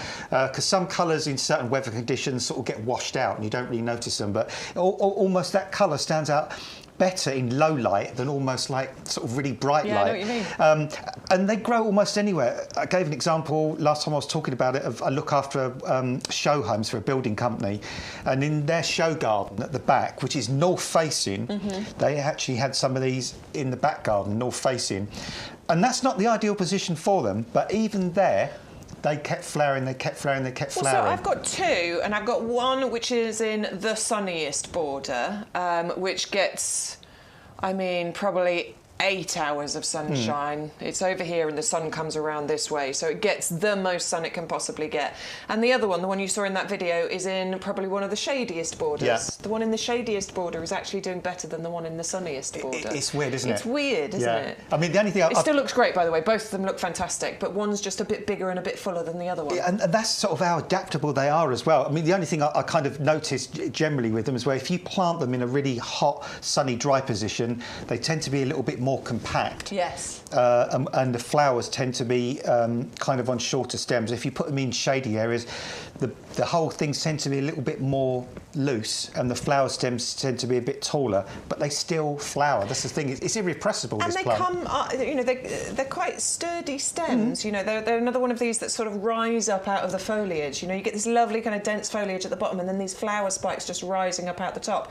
There was a Rudbeckia that I had next to this last year. Fingers crossed that comes up again this year. They're tough. But the beautiful yellow Rudbeckia against this gorgeous purple was a really nice combo. Yeah, and the weird thing is with these as well is that because the stems, the flower stems start off, and you think they're all going to flower from that height, but the flower stem kind of keeps going up, doesn't it? And then it just keeps breaking bud as it goes all the way up. So sometimes by the time that actual flower stem is finished flowering, that might be 8-9 inches tall, that flower stem, but it still keeps going with flowers at the top, and you almost don't even want to deadhead them really, because you think, oh, I don't even want to cut the last few off because they're so gorgeous. But eventually you can deadhead, you know, that main flower spike, and you can see on the ones here, this is the central flower spike, but already on the side down there, waiting in the wings, there's another one down those there, little side shoots. So once you take the main middle shoot out, these little side shoots will take over and they'll keep the display going. It's not a massive amount of deadheading is what I found either. Really. They do last for a long time, Months, so it's not weeks. like you have to be out there every single day. It's minimal deadheading you need, and then just more and more come through. You are getting 3 of those. I'm going to put that in my top tip category as well. I think, you know, this one is just a total winner purely for the amount of for the amount of months in the year that it will flower for, and then you can add on top all of the other points that Adam's highlighted there. They are a winner all round. 3 pots for £11.97. And great for poor soils. Great for poor soils, yeah. Yeah, great. Yeah, sorry, Bex. Yeah. Carry on. They do really well on poor soils as well, so you don't need to worry about putting them in super rich soil. Yeah, they'll grow almost anywhere. Lovely. 560069 is the item number for those. Top tip category. Oh, the Gazanias. Okay, I had some Gazanias in my garden, and they lasted a few years because we had some mild winters. So I think I got about 3 or 4 years out of them. Unfortunately, we had a bit of a heavy winter, and it took them out. But you can actually keep these year round, can't you? Yeah, I mean, we don't give them that kind of guarantee. Don't. But again, like you, I'm just thinking back. I remember a gardener I used to look after, and when I keep saying used, people must be thinking, he seems to lose all his customers. He says used all the time. I used to live in Bishop Stortford, and I moved to Norfolk, to Swaffham in Norfolk. So I couldn't, over the time I've had to sort of move from people there to people in Swaffham. So it's not that I'm a rubbish gardener, they got rid of me. But I do remember a lovely lady I used to look after in Bishop Stortford, and she had a sort of an area in her front garden that was really sunny, really well drained, and oh my goodness me, these were just amazing. I remember getting there in October one year. It was mid-October, and it was one of those really lovely October days, still a bit of warmth in the sun, blue sky. and there was a bed of these. She had a little corner bed, like a little quarter moon kind of bed in the corner, and they were just flowering their socks off even that time of year, and they looked gorgeous. And just like yours, Bex, they'd been there for a couple of 2 or 3 years. Because if we get these milder winters like we've had recently, and they're really well drained, they will get through our winters. It's only when we get those really cold ones or wet that they will go. I mean, they're generally grown as an annual, aren't they? And certainly at this price, because you're getting 60 of these Pro Plugs for £12.99. I'm just going to... So I've taken that one out of the pot. Just check out the roots, because that one's just grown round. All we're going to do is squeeze and tease those roots out. I mean, that's brilliant, honestly. So grown as an annual generally, and as I say, at this price you absolutely can, but if we have those mild winters, you can leave them and you will get them to come back for you. If you want them to come back year after year, then grow them in some pots. You grow them in pots. And then you can easily move those pots and then bring them back out again next year, can't you? Minimal fuss then. You could just put them in a greenhouse. I mean, they don't even need to be kept warm as long as they're just above freezing or even around freezing.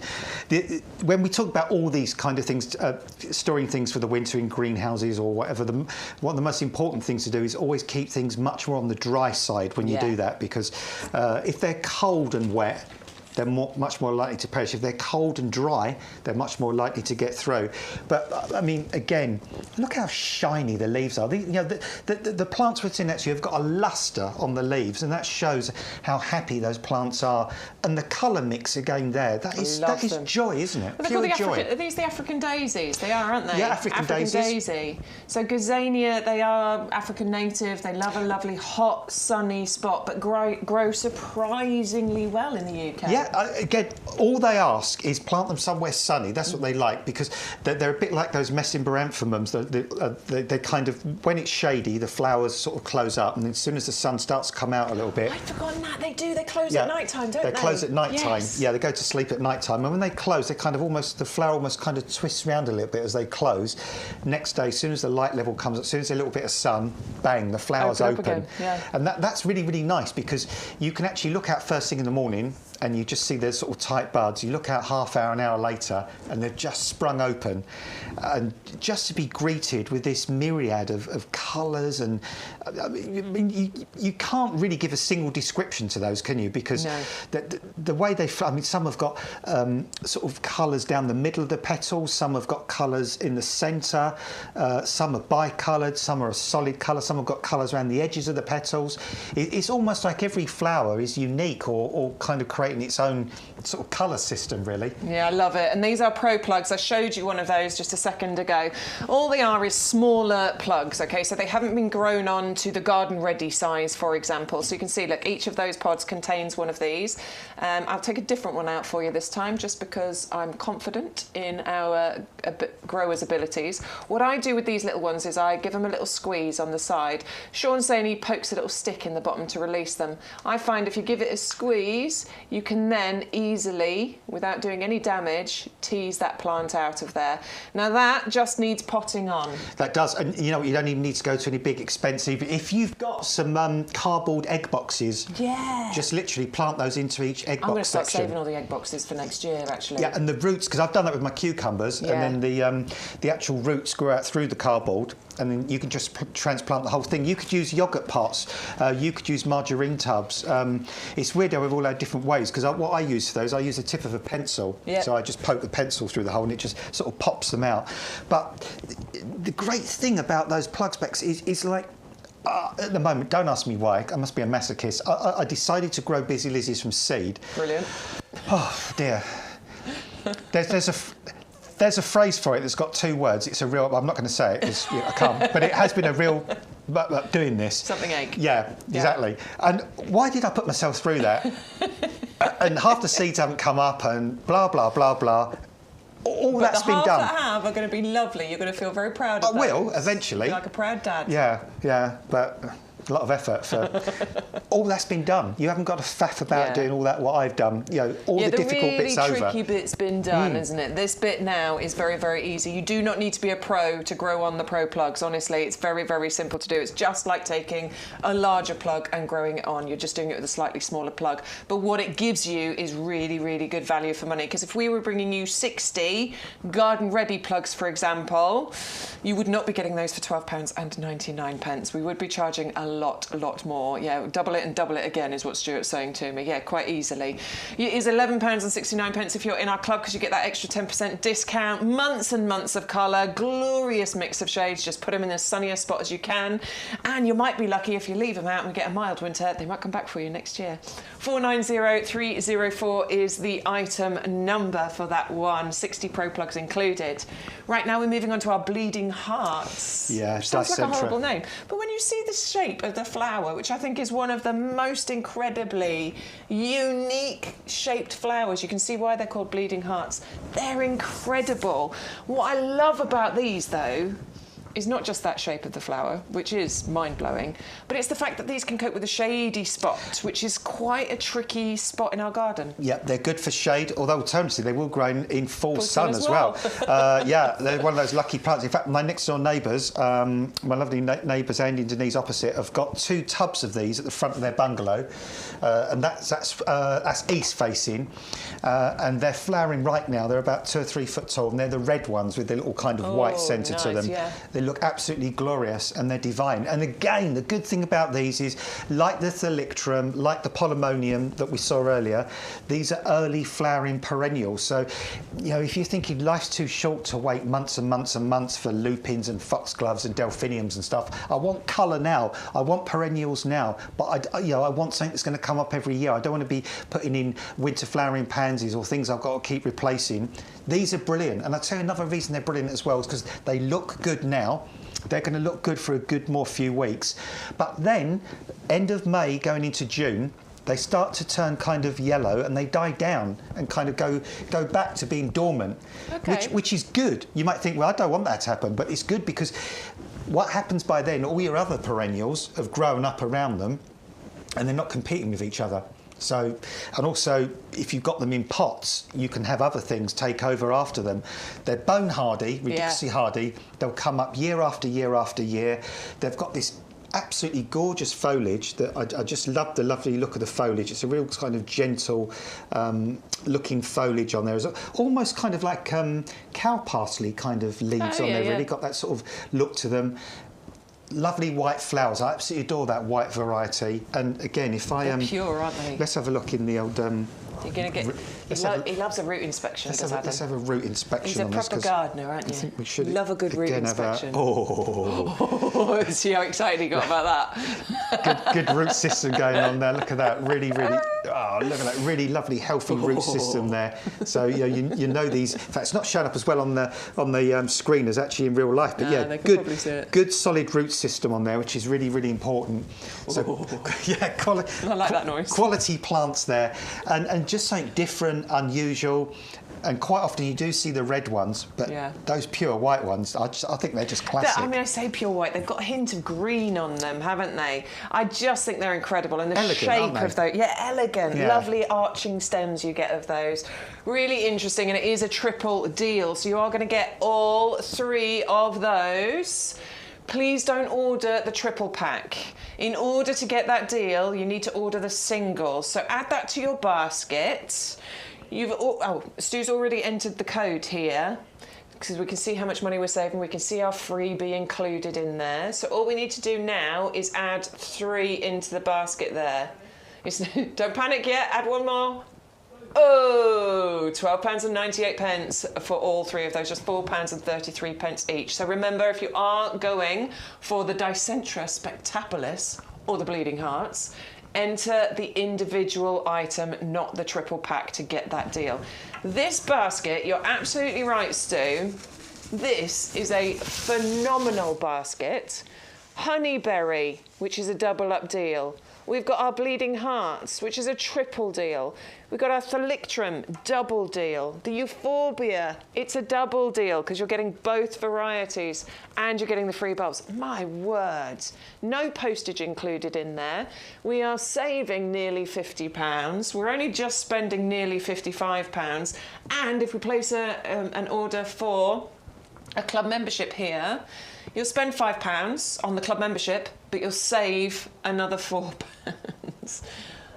Look, now we're saving more than we're spending. That is where joining the club can really help you. In that one order, that club helps you. But then remember that for the next 12 months that you are shopping with us, you will continue to get that 10% discount. Of course, that extra saving in Adam's head is you can add another item into your basket. It's not about saving the money, it's about being able to spend more. I like his way of shopping. More plants for the same amount of money you thought you were going to spend. I'm totally just a quickie on that. So if I was sort of went online now and I started ordering, and I wasn't a club member, so I can kind of become a club member while I'm ordering. I can kind of do that. Totally, yeah, absolutely. And I will get that discount. It's not on the next time I do it. It's on the first time you place your order, you get that discount. Cool, good. That's good to me. Happy man, eh? Because sometimes they say it will be the next one. Yeah, then you can't do it on the... Yeah, so... Yeah, no, you can get it straight away on your first order. Yeah, God, wow. Brilliant, right? Yeah, brilliant. Yeah. All right, let's move on then, shall we? Because we've got a little bit more grow your own. We're adding to our pavlova. We are, Jenny.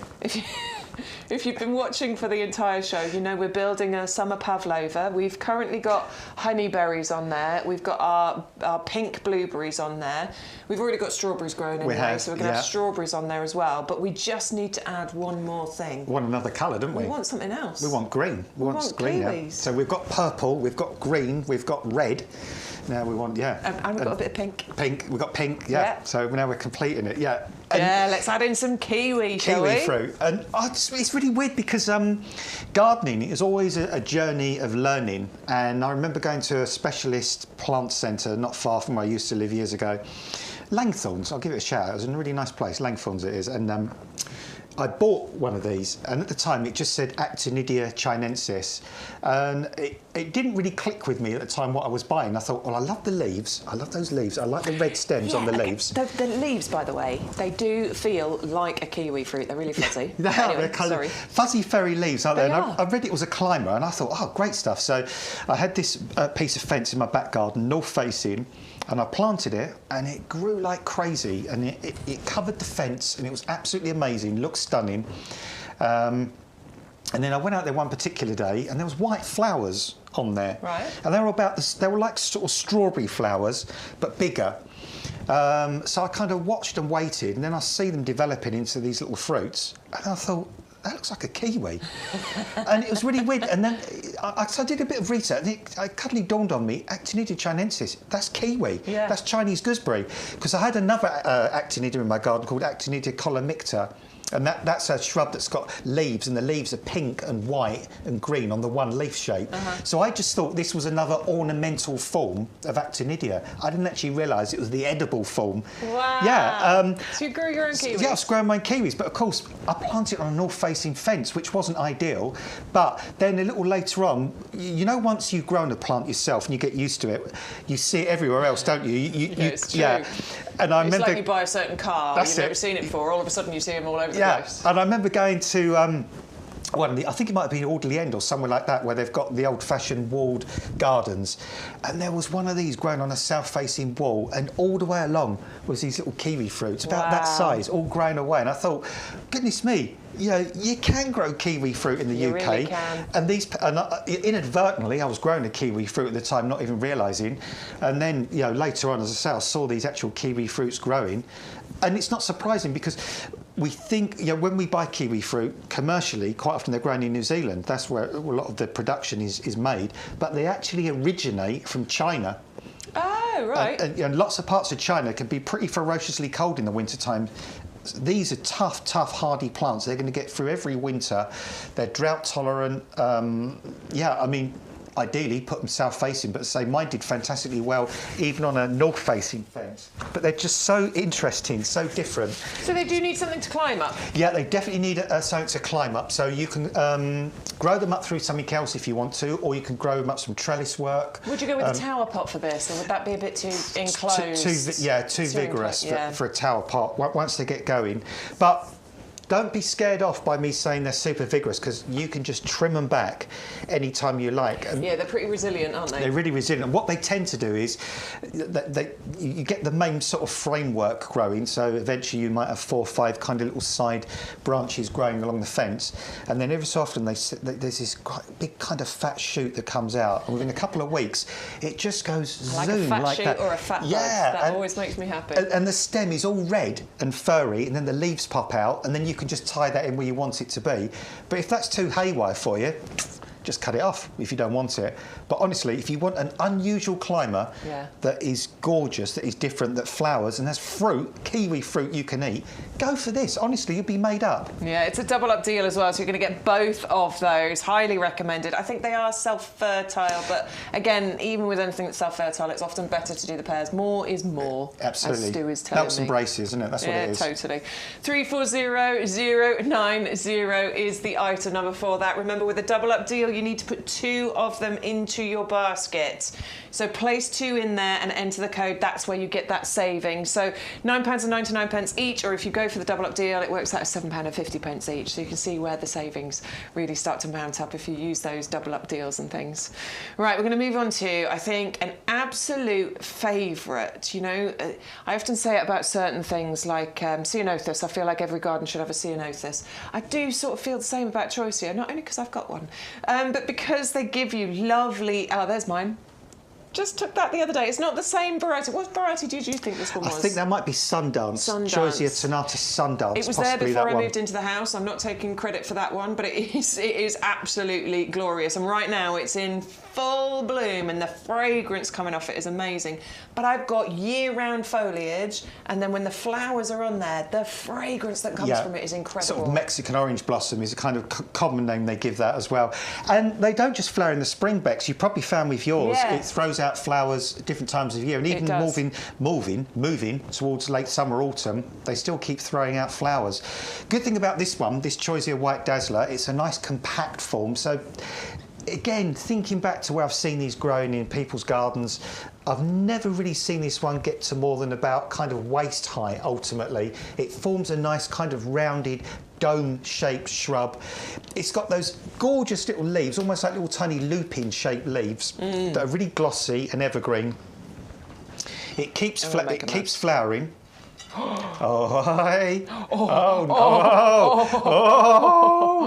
Wow. Oh. Check out the roots on that one. That's really getting my root fetish going. That is, I am quivering looking at that, honestly. Quivering looking at those roots. Look at that. You're dying to squeeze and tease that, Bex. I am dying to. No, I don't think I need to squeeze and tease. I think that's good. That one's all right. Look at that. I mean, every time we pluck a plant out of a pot on this show, we do it with confidence, don't we? Because we don't send you out something that's been put in that pot 2 weeks ago and it's barely established. We're sending you out plants that have been grown on properly, correctly.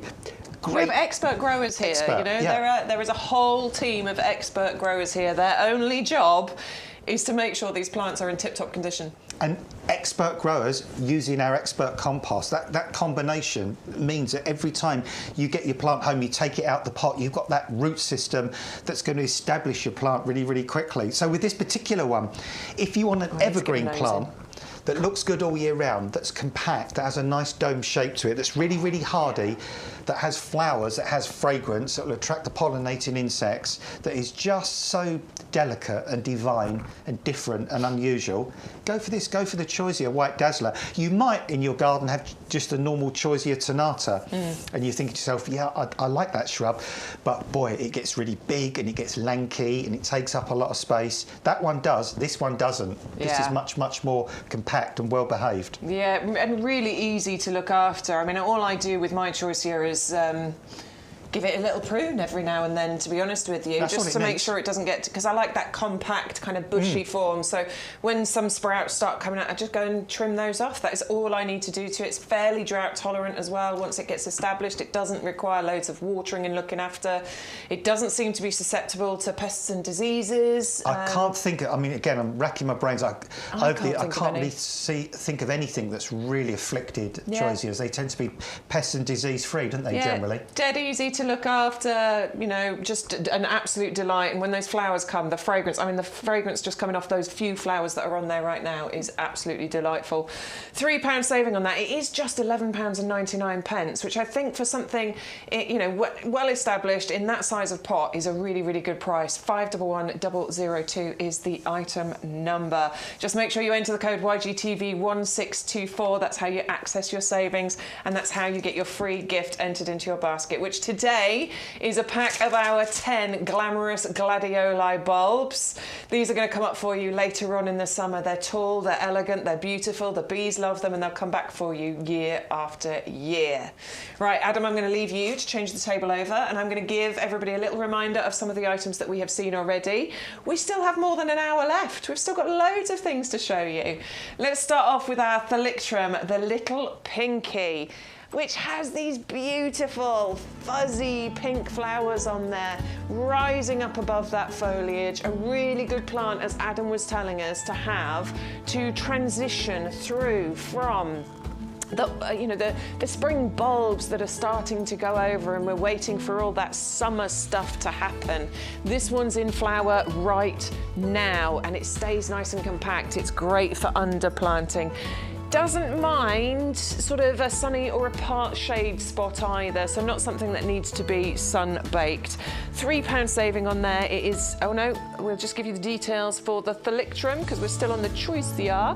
There we go, you can get 2 for £14.98 because we do have a double up deal. £9.99 for 1, or for £5 more, you can get 2 of those if you use our code YGTV1624. Now, the Jacob's Ladder, I'm really enjoying the colour combination between the foliage and the flowers. It's got this kind of, it's like the storm cloud colour, isn't it? It's that beautiful olivey, darker green, really kind of dark stems, and then this shiny, shimmery lilac blue colour of the flowers with those lovely yellow stamens on there as well. Really, really pretty, and you're going to get all 3 of those included with a huge saving on this one. Well, it's almost a half price deal, let's face it. £16.97 or £15.27 if you're in the club. £13 saving there. Just make sure you enter that code, otherwise you're going to pay full price, and I don't want you to pay full price. Kiwi, we just had a little look at that one. This is something for you to add into maybe your grow your own garden, or maybe you don't have anything that's grow your own and you love kiwis. Maybe you've got kids in the family, you're an auntie, you're an uncle, you're a grandparent, you're a parent. Maybe you want to take them on the journey of showing them how things grow. Well, as Adam was telling us, it's a hardy plant. It doesn't require much attention at all. You just need something for it to grow up. Nice sunny spot. You can double up on this one as well.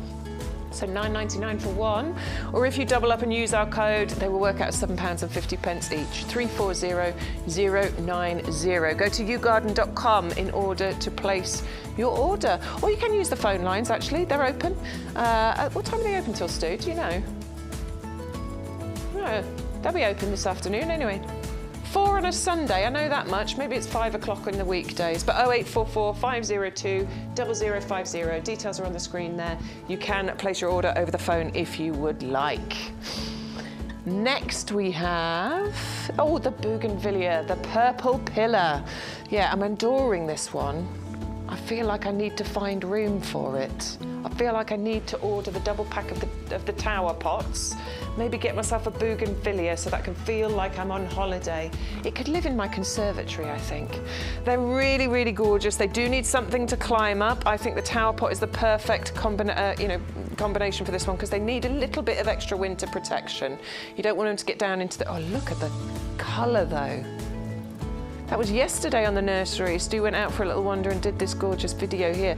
Wow, we're really getting in and up and close to those, and you can see the quality, can't you? They all look fantastic. It's going to come to you approximately 1 metre tall, and it is in that 3 litre pot, so really nicely established already. £5 saving, £24.99.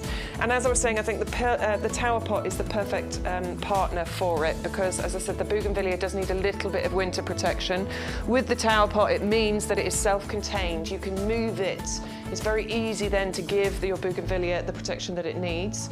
The tower pot is made of plastic, which we love because this is UV stabilized, frost resistant. It means it's lightweight. It is designed to last you for many, many years. I currently have 4 tower pots, and I'm thinking about going for another double up deal on the tower planter and getting myself another 2 of these, because it's £39.98 for the 2, which means it works out £20 each. And they're great for stuff that climbs, your honeysuckles, the bougainvilleas, your sweet peas, wisteria, clematis. There's my wisteria. can't wait for that to get in flower. I can see all the buds coming up. It's going to be exciting. Big fan of the tower pot. Definitely recommend it. Another item from our Grow Your Own section, which is our fig brown turkey. And this is in the standard shape. Now, what we were saying about this is that, you know, figs can get really big, can't they? Fig trees and fig bushes and things. But because it's in this standard, it means that it's going to really work for us in some of our modern gardens, or it's going to be a beautiful patio plant for you. The foliage is glorious, but this is going to give you beautiful figs that you can pick, you can eat, you can make your own figgy pudding.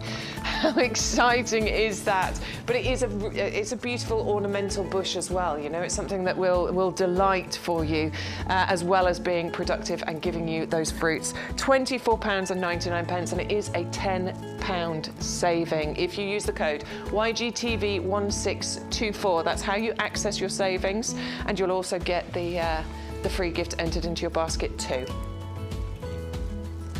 Ah, my bowl's mauve. I do love the wallflowers are just incredible, aren't they? That is my bowl's mauve. I did that video, I think it was yesterday, certainly this week. And it is an incredible plant. I love the colour of the flowers.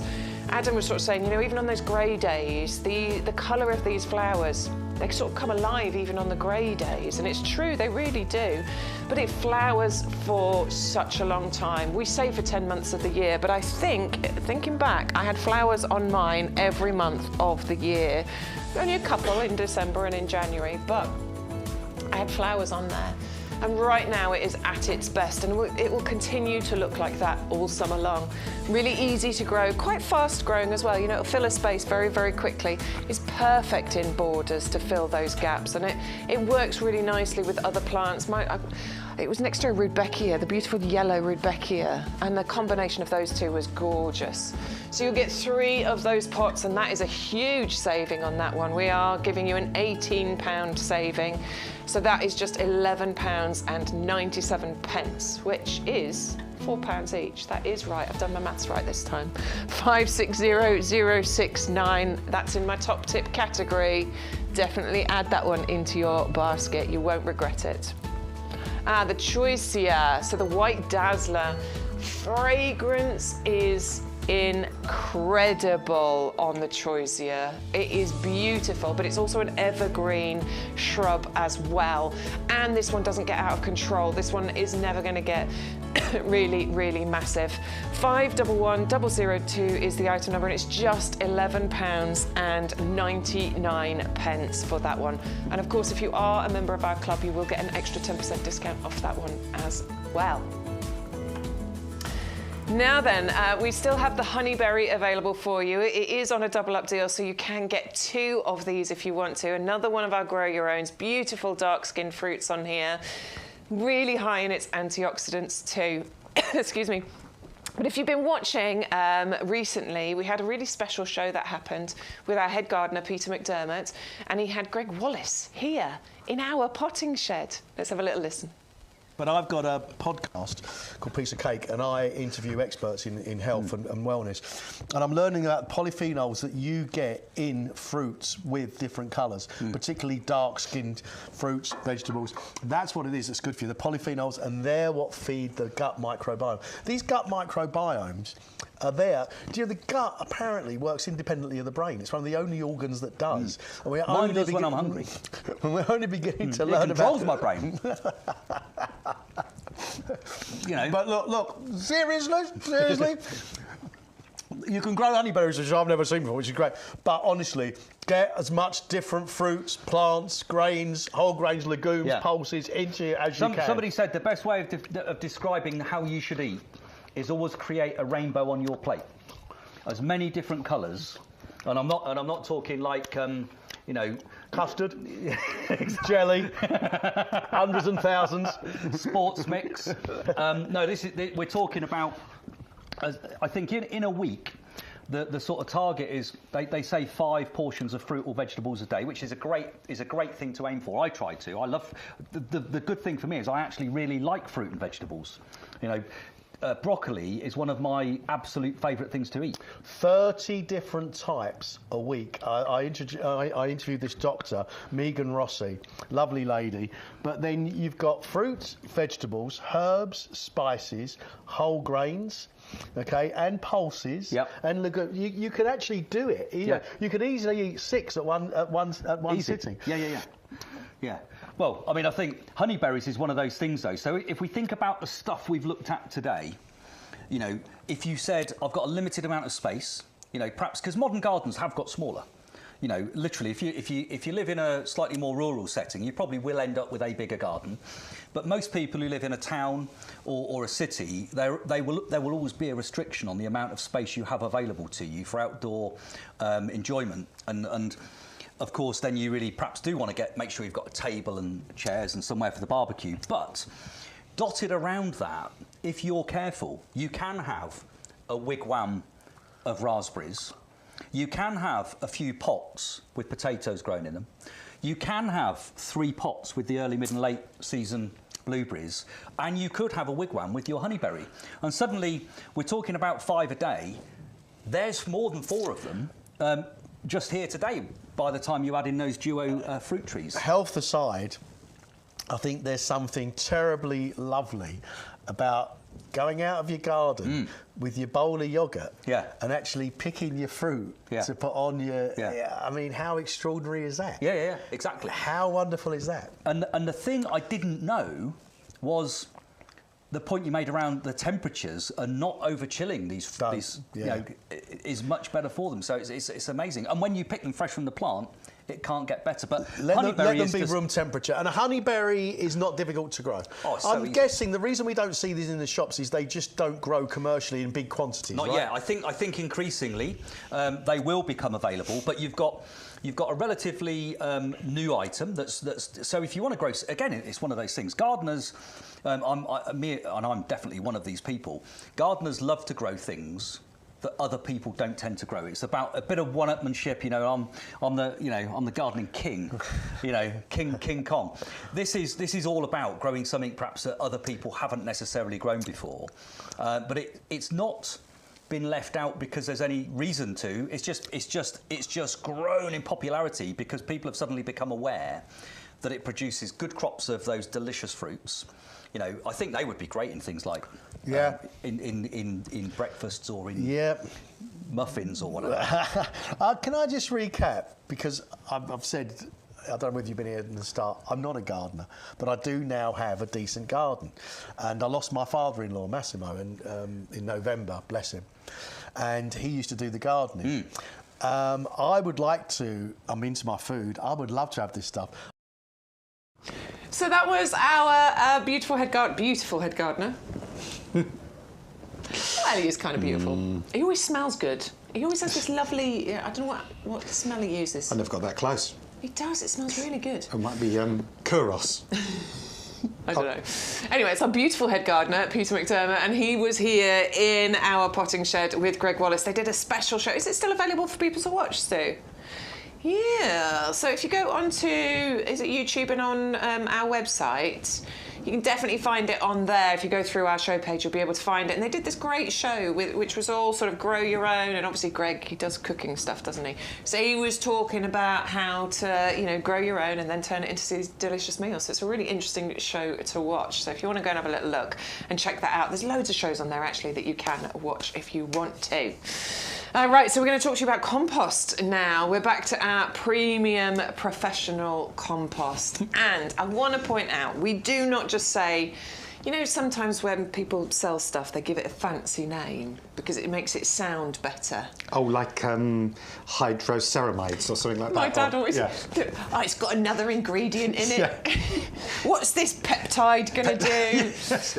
Yeah, it's not like that. It genuinely is premium and professional compost. This is the compost that we use here at the nursery. If there was a better compost, Peter would be insisting that we use it, but he doesn't because he knows knows that the ingredients in here actually give our plants what they need, the food, the nutrition, but also the space, the oxygen, the room for roots to grow. Yeah, I mean, yeah, this isn't like Colonel Sanders' special recipe, you know, secret, you know, mix of herbs and spices. It's pretty plain what's in this, really. It's a reduced peat compost. It's got that composted wood fibre. It's got a wetting agent. It's got a slow-release fertiliser. It's pH balanced. It's simple, uncomplicated, but brilliant, incredible, productive, and one of the most 5-star review products we've ever done. Yeah, and it's the perfect quantities of all of those things as well. So it's got all of these simple ingredients in there, but it's having it in the right quantities that turns this into something phenomenal for your plants. I mean, people, honestly, they've done their own experiments with these. They've tried this compost versus another compost and checked their own results out. And we're talking about people who've been, you know, people watching right now who've been gardening for years, who've tried all those different composts. This is the one they come back for time and time again. Yeah, because something doesn't have to be complicated to be good. No, you know? True. There's a company they're called Simple, and you know they're a world-renowned company because their products are simple. That's it. You know, small amount of ingredients, but results. That's the same with this. And as you say, Beck, sometimes you go to the garden centres now, and it can be really confusing because obviously all these brands are competing with each other, and they put all these little brightly coloured bags, with little beads, and this. that's it. This is, and you think. You're standing and you're thinking, really, what one do I go for? Yeah. I'm just confused. And then some you go to pick up and they're super heavy. Others you pick up and you know, they're all solid inside the bag. This one, every time, this is produced fresh for you. It's put in these plain bags, basically because it's going nowhere else but from us to you. And it's always a fresh compost. And when you smell it, and we always smell this. Always. And it's what we don't smell that kind of makes us know this is a brilliant compost, because if you smell a mildew, if it smells musty, if it smells dank, if it just smells ugh, you know, you just know it's not a good compost. But well, it's an important point you make about, you know, it's made fresh, and it is an important point. It's made regularly. This has not been sat on pallets in bags for months and months on end. This is made fresh and delivered into us here on a regular basis for us to deliver out to customers. And that's important because sometimes when I haven't been able to get hold of, you know, not been able, but when I've not ordered enough or whatever, I'm out somewhere and a customer kind of catches me off guard and I need to get compost, you know, I might whiz off to a shed or a garden centre or somewhere, and if We've it's all done it, don't worry. We've all done it, yeah. And if it's towards the bottom of the pallet, where they've had like 40 or 50 other bags stacked on top, and it's been really shrunk wrapped, yeah, and it's all compact. And sometimes before I actually empty the bag, I actually drop the bag on the floor a few times, different ways round, or I've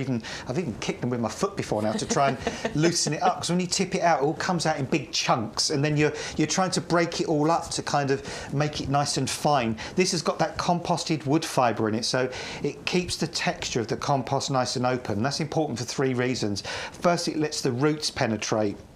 First of all, it lets the water percolate through the compost, but also it lets the oxygen in the air get down to the roots, which is really, really important. Then look at this. This is the slow-release fertiliser. Bex, what, 6 months that's going to do, isn't it? A good 6 months this stays for. So it gradually releases that feed into the compost, which then means that, they, you know, combined with the fact that the roots can get in here, they can spread, they can grow, they can then reach for this beautiful feed, which is going to keep releasing for a good 5 or 6 months. It's really important that plants can get hold of that additional feed as and when they need it. I'd be really mad if I only got fed when my husband decided to cook some tea and I just got water for the rest of the time. Wouldn't be good, would it?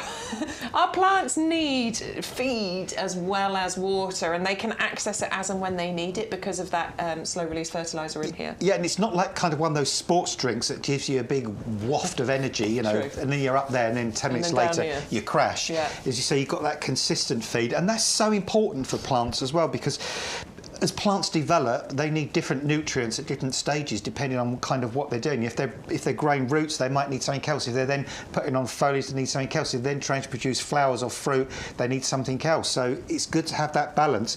Also, this is pH balance, which, you know, sounds a bit kind of gobbledygooky. pH stands for potential hydrogen, by the way, but all it refers to, pH, is whether a soil is acid or alkaline. And again, in simple terms, that means in certain soils, nutrients are less available than they are in others. Making this pH more towards neutral means that the vast majority of plants can grow in this, and also it's much more easy for those plants to access the minerals and the goodness that's in the compost. Yeah, I mean, basically what we're saying is that there are 2 composts that you need. I know there are so many of them in the garden centres, and it's got added this, and that's got a number, and that's got a different number. But honestly, there are 2 composts you need: the premium professional compost or the ericaceous compost. You really don't need to worry about all the others. We have a few products on the show today that will need an ericaceous compost. We've got the rhododendron, the bollywood coming up. We've got a collection of azaleas somewhere. We've got our pink blueberry. They need an ericaceous compost, and that's available on our website.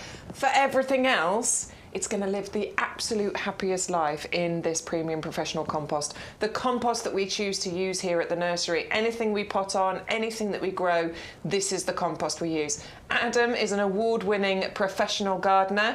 He buys this compost. I love gardening, and I'm in my garden as often as I can be. This is the compost I choose to use and have done for many, many years now. As I said at the beginning, if there was a better one, our head gardener would be using it, but he doesn't. He uses this one. And it comes to you, 100 litres, 2 plain bags, delivered direct to your door with absolutely no postage. £2.50 saving if you're a club member. Make sure you enter the code, and that will enter that bag of glamorous gladioli, the free gift worth £4.99 into your shopping basket. Right, we're going to go with the one that Adam's sniffing, apparently. Right, when Sean and I first saw this, we didn't think that this was a viburnum. We thought it was hydrangea.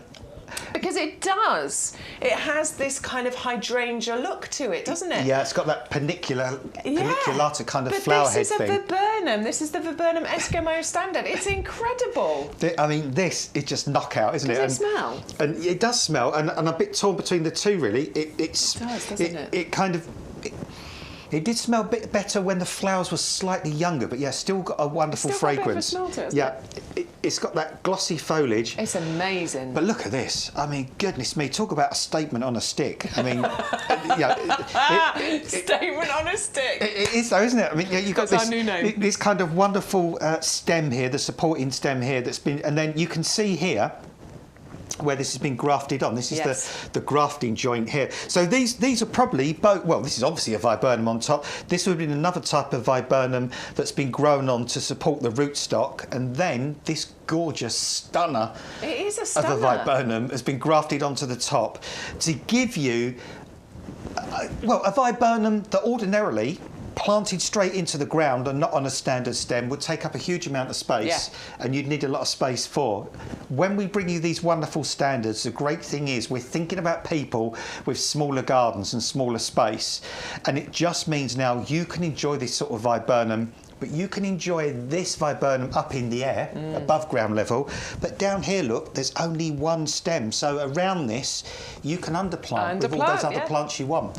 And you can change that over as well. So you can have summer bedding during the summer, and obviously, you know, winter bedding during the winter. You could underplant with some bulbs, some tulips, some daffodils, some things like that as well, couldn't you? Definitely. I mean, and again, I mean, this is such a gorgeous, gorgeous plant. I mean, look at the glamour of this. This is joyous, isn't it? I think it's elegant, and this is what I love about the standards. They give an element of elegance to our garden, sophistication. Definitely sophistication, and this, you know, this kind of just seeing these wonderful kind of flowers on here. I mean, these great big huge heads of white flowers. This one, I mean, we've already been bringing this to you over a couple of weeks, and it's still in full bloom now. It is, isn't it? And you know, there's even some sort of smaller flower heads still to sort of follow up behind as well. So you know, it's going to be in flower for at least another couple of weeks, probably 4 to 6 weeks all in all. This plant is tough, it's robust, it's super frost resistant, grows in most soils. I can remember a similar viburnum to this. I think it's probably a Carlesia type, looking at the leaves, in Buckhurst Hill, growing in really heavy, dry, awful clay that went rock hard in the summer, was quite wet and sticky in the winter. Full sun, dappled shade, semi-shade. It's really not fussed. It'll definitely have our lifetime guarantee for winter hardiness. Disease resistant. Yeah, perfect. No fiddling, no fuss, no effort. Honestly, just plant this, sit back, enjoy it. All I would do, very, very simply, when these heads are finally finished flowering, I just sort of cut them off down to just between where these new side shoots are coming, and that's it. Leave it. That's it. Leave it and enjoy it. So easy to look after, elegant, sophisticated, a head turner and a showstopper. And I can't actually believe the price that we've got on that, to be honest with you, at £24.99. I think that could command a much higher price. And actually, our recommended retail price is £39.99. So by shopping at YGTV, you are going to get that £15 saving to get this phenomenal plant home for £24.99. What I should talk to you about really is the packaging when it comes to something like this, because you might think, well, how are you going to get that to me? Well, we're going to do it very carefully, absolutely. We have a variety of different packaging and things so that we can get various shapes and sizes of plants delivered to you in the best possible condition. So please don't worry about that. All of our packaging is fully recyclable as well.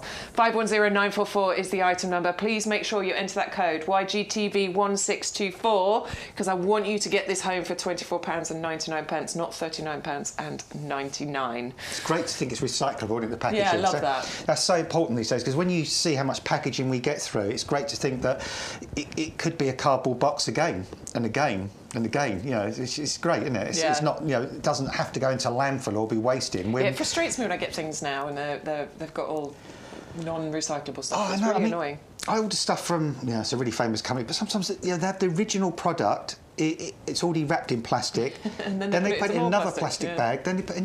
Why? I don't need 25 layers of packaging. It's annoying. All right, so that's the viburnum Eskimo Standard. Now we're going to move on to the Coronilla. The fragrance from this. Let's bring this up in the air. I've got to share with you, if you don't know already. Oh, Bex. That is heady, isn't it? That's divine. That is so. In fact, this one shrub pretty much fills our little potting shed here by the end of our show. Doesn't it? Yeah, you walk in at the end, and it's like the most wonderful air freshener, but totally and utterly natural. I like the sort of relaxed growth that it has as well. Very kind of just, I'm chill, man. I'm just going to do my thing. It doesn't. It goes whichever way it wants to go. That's what Coronillas have, and it gives you options with this as well. You can actually grow this in a tower pot, and you can treat it like a climber if you want to. I've got one in my front garden, or my other half has, and we've actually got one of those metal obelisk things over the top of it, and we've been training up through that, and it looks fantastic. But yeah, this would definitely be good in a tower pot. So you can train it upwards, but also you can just leave it to scramble and to just kind of cover the soil if you want to. So I'm just thinking, if you've got a sort of an area that's a bit gravelly, that's really super sunny, and other things struggle to grow, and you just want something beautiful and laxed and easy to grow, you could plant that there. You might have a sort of an area that's sort of banked up a little bit, or you might have a raised bed and you want something to sort of tumble over a bit. This is just brilliant for doing that kind of thing. This has got a lifetime guarantee again. You know, this is a hardy shrub, even though it comes from sort of North Africa and Southern Europe. You know, this is going to get through the vast majority of winters. It's semi-evergreen as well, evergreen to semi-evergreen, and it has these flowers for just months and months and months. It's over the winter as well, isn't it? Am I thinking the right plant? Does it flower through winter? When does it start? It starts sometimes late February. I mean, it flowers. It's one of the first sort of shrubs in the UK to flower. In fact, I remember going to a garden centre back in January time, and they already had shrubs of these flowering. Bear in mind, they may have been kept under glass a bit, so they would have been a little bit ahead. It's one of the earliest, isn't it? It is definitely one of the earliest. But it's just really robust. It doesn't need much pruning. In fact, one important thing about these is never prune this hard. Don't be tempted to cut this right back, because it won't forgive you. Right. So. Okay, that's a good tip. Yeah, just let it do its thing. And all I would do with this, as time goes by, is for the first couple of years, leave it, let it grow. And all I do over the next couple of years is I would just, probably at the end of winter, just look in the middle and any kind of stems that have died back a little bit. Yeah, kind of, you just see there's a little bit there. I would just trim that back to some live growth. And if you see a few crisscrossy stems, I would take those out. So just keep it sort of open a little bit. But honestly, you really don't need to fuss about this. Just generally just let it do its thing. It's a real kind of chilled out kind of plant, really. It reminds me of that, what was the guy in the Magic Roundabout? Was it Dylan? Dylan. Yeah, it's like the Dylan equivalent of plants. It's just hay man. It's kind of just a really chilled out sort of plant. It's not particularly fussy about soil. It won't like really heavy wet soils, but other than that, it will grow in pretty much most soils. Open, sunny position. It's good for quite a windy, exposed kind of position. Seasidey garden kind of places is good. It's fantastic for fragrance. The fragrance. It is phenomenal for fragrance. It's quite unique. I can't really compare that to any other plant. It's got its own unique fragrance, that one. It is quite a powerful scent, I will say that. But outside, that drifting on the breeze, that would be gorgeous, honestly. 510521 is the item number. It is in a 3-litre pot at £14.99. You do get, it is a bargain price, Stu, you're absolutely right. It is a £3 saving on there, but you get that by entering the code when you place your order, YGTV1624. Now, just going to pause for a second just to say hello to a few of you. Alison, Penny, hello, Anne, Simon, Adam, hello, Adam's back in the chat. Adam, meet Adam. Hi, Adam. This is Adam. Yeah. Good name. Adam. First and original. Adam says he spent too much. Sorry about that, Adam. We do apologise. I'm pretty much with you today. I think I'm gonna order the callistemon because that is gorgeous. You might have spent too much, but you probably spent a lot less than you expected to. There you go. Elaine's begonias are starting to come up. That's fantastic. Oh, yeah. Hey, look at those. Those are looking good. That's what mine are looking like at the moment as well. Yeah, they're looking lovely now. They're looking fantastic. Yeah, have we got any more pictures, Stu? Ah, Elaine's the only person to send a picture today. If you are watching and fancy sending us some pictures, the details are on the bottom of the screen. ygtv@yougarden.com. What can we see in that picture? Got some blueberries. Strawberry? Strawberry. Got some big thumping great big peonies coming up at the back there as well, on the left and the right. And some nice albrecia, little purple albrecia there. Yeah, I love albrecia. They're looking amazing at the moment, aren't they? Yeah, that's looking really good, lovely. In fact, that's similar purple to the Bowls mauve, isn't it? Isn't it? I think they're the same family, actually. So yeah, really interesting little collection there. Very good. And Stu has managed to find... Oh, still... So this is Ian's Caribbean lily. I think these were sent in before. Anthony's was a bit further along. Look at that. I mean, that looks like a professional photo right there, doesn't it? We could use those. They're jealous. They're so pretty, aren't they? Don't tell me you've got these. No, well, I'm really annoyed about this, Adam, because I absolutely fell in love with these.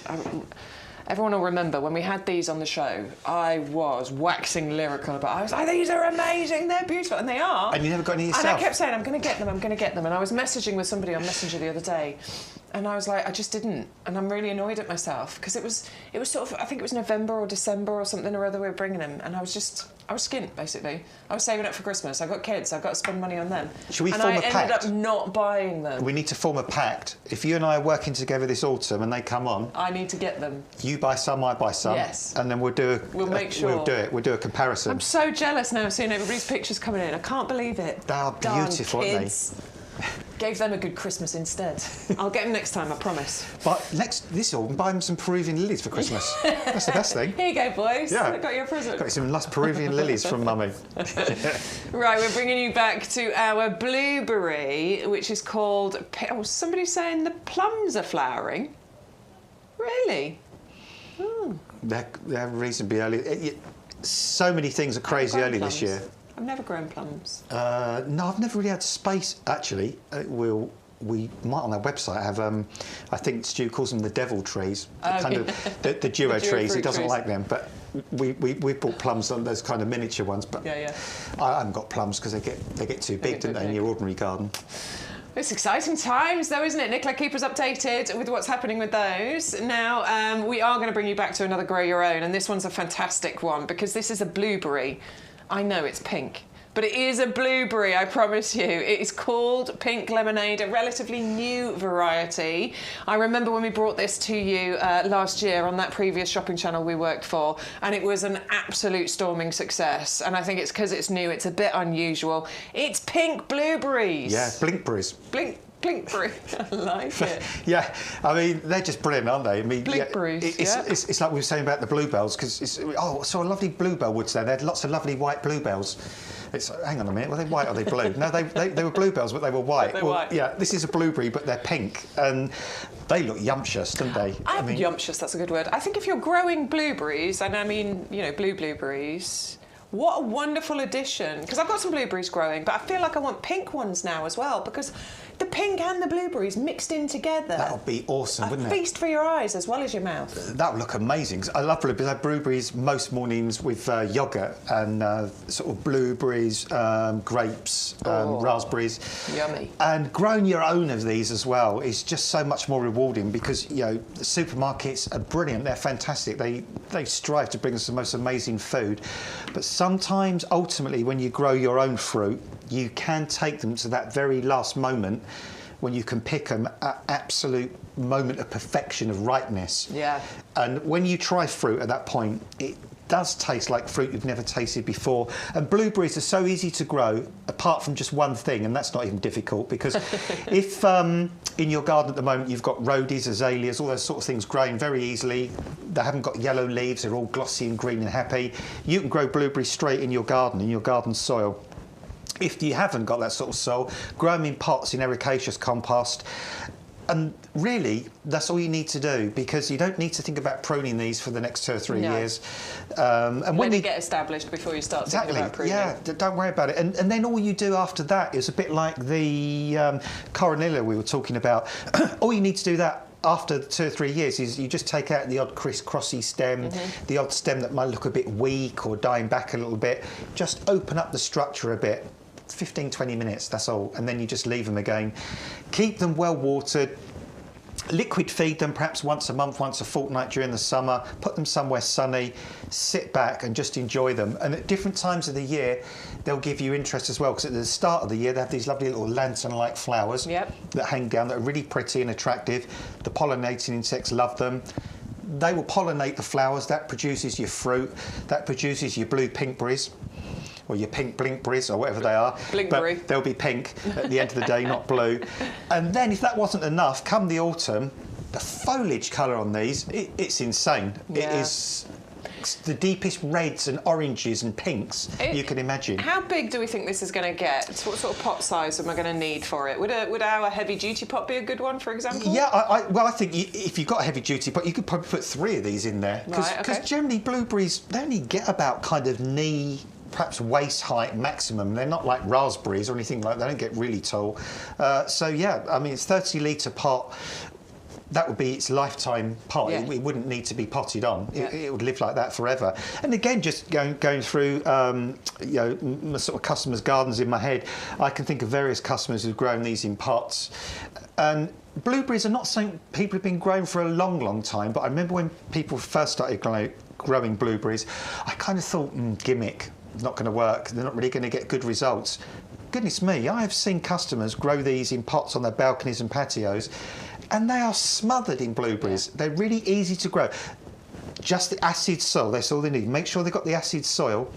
Keep them watered, feed them. That's it. Dead simple. Easy peasy, lemon squeezy. You can grow your own pink blueberries, relatively new one as well, so it might be a lovely addition and a nice talking point, a nice feature in your garden. 310028 is the item number, even in the smallest of spaces, because you can grow these in a pot very, very happily. Saving £7 here. It's almost a half price deal, just £7.99, less if you're in the club, obviously, 10% discount there.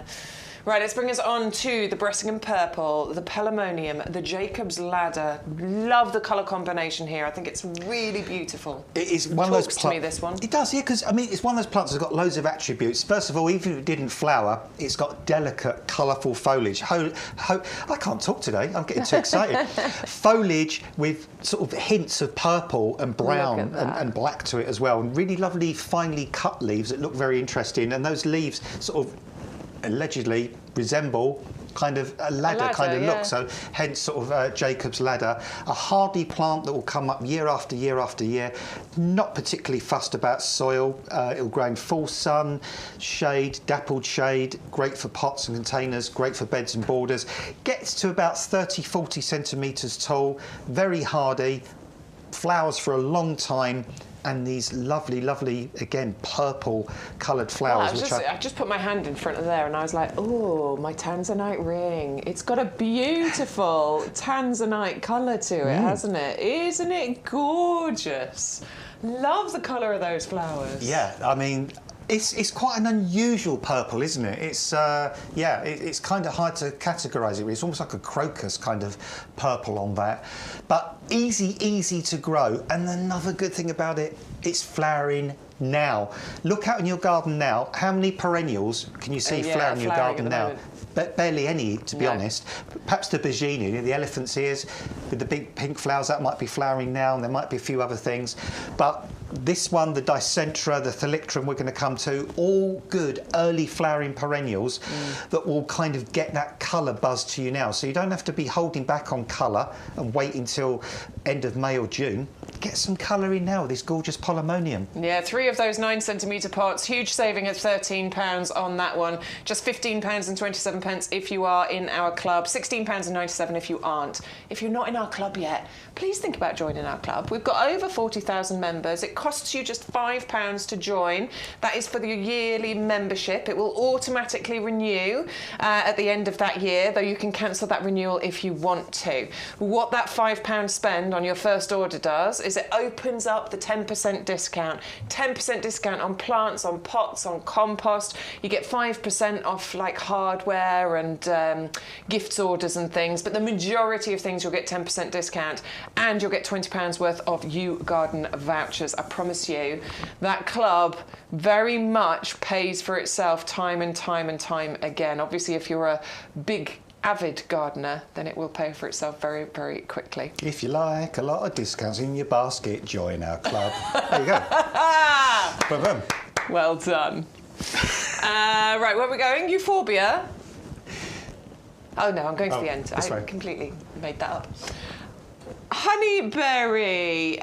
Yes, we saw from Peter, didn't we, our head gardener, and we saw from Greg Wallace when he was here. He's proper famous. He is, yeah. He's like actual famous. He is. He's proper famous. Been on real telly and everything.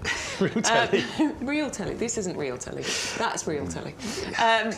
Horses for courses. He was in here with our head gardener. They did a fantastic show where they were talking about grow your own and then, you know, cooking that food. You can go and watch that show if you'd like on YouTube. I believe it's right at the top of our YouGarden YouTube page. You can go and have a look. Oh, apparently we can show you.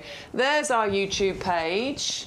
If you scroll up to the top, that's us live now. That's Sundays. There you go. So that is the Greg Wallace show right there. It's under the YGTV specials section. It was a really interesting show, actually. They were talking all about growing and then eating. And they ate a lot during the show as well, I saw. Yeah, really healthy berries, though. Yeah. Weren't just eating, like, you know, cream cakes and stuff like that. Like, But there was some naughty stuff as well, because you know you've got to treat yourself. It's about balance. It's Yeah, all about yeah. balance. But yes, we do have an amazing sort of grow your own section today. We've got pink blueberries, we've got figs, we've got our honeyberry. There's something else as well. Kiwi fruit. Kiwi fruit. A little apple. Oh yeah, we've got the apples coming up as well. Yeah. There's lots of things here. Honeyberry is one of them, and we adore the honeyberries because these are kind of like blueberries, but but they're not. They're blueberries, but not. Is any of our fruit what we say is today? No, none of it is. They're kind of these elongated blueberries, and they kind of have a blackberry hint of kiwi flavour to them. I've never tried one myself, but Sean grew them, and he said they are super sweet, super delicious, didn't he? Well, I've got one in my front garden. It's flowering its socks off this year. It's got those little honeysuckle type flowers on it, which are sort of white and then kind of a yellow orangey colour. This year. So, well, I'm really, really hoping mine, because it's smothered in blossom, and I'm just looking forward to having that fruit later in the year. Yeah, and it's a big plant that we're bringing you. It's in a 1.7 litre pot. It's really nicely established. You can double up if you want to. Go for one, or we highly recommend going for two, because it's always good. You get that cross-pollination thing happening. £14.98, just £7.50 each. That works out as, and of course, if you're in the club, you'll get 10% off that as well. Right, so we need to have a big shout out for the YouGarden marketing team. They're watching the show and they love it. Ah, hello everybody, sitting in the office. Nice to have your company, thank you. That's made me nervous. Okay. The boss is probably watching as well. Have they got a clipboard? You think it'll be marked now, like out of 10? We better act serious now, Bex. No, okay, right, let's move on. Stop mucking about. We need to do a proper job. We're going to go on to the Euphorbia. No, let's carry on. Yeah, right. Now, Euphorbia, this is the top of the top tips. We've got a little top tips selection, and this is at the top of that top tips selection. Shall I say that again? Top tips. Don't say it too quick.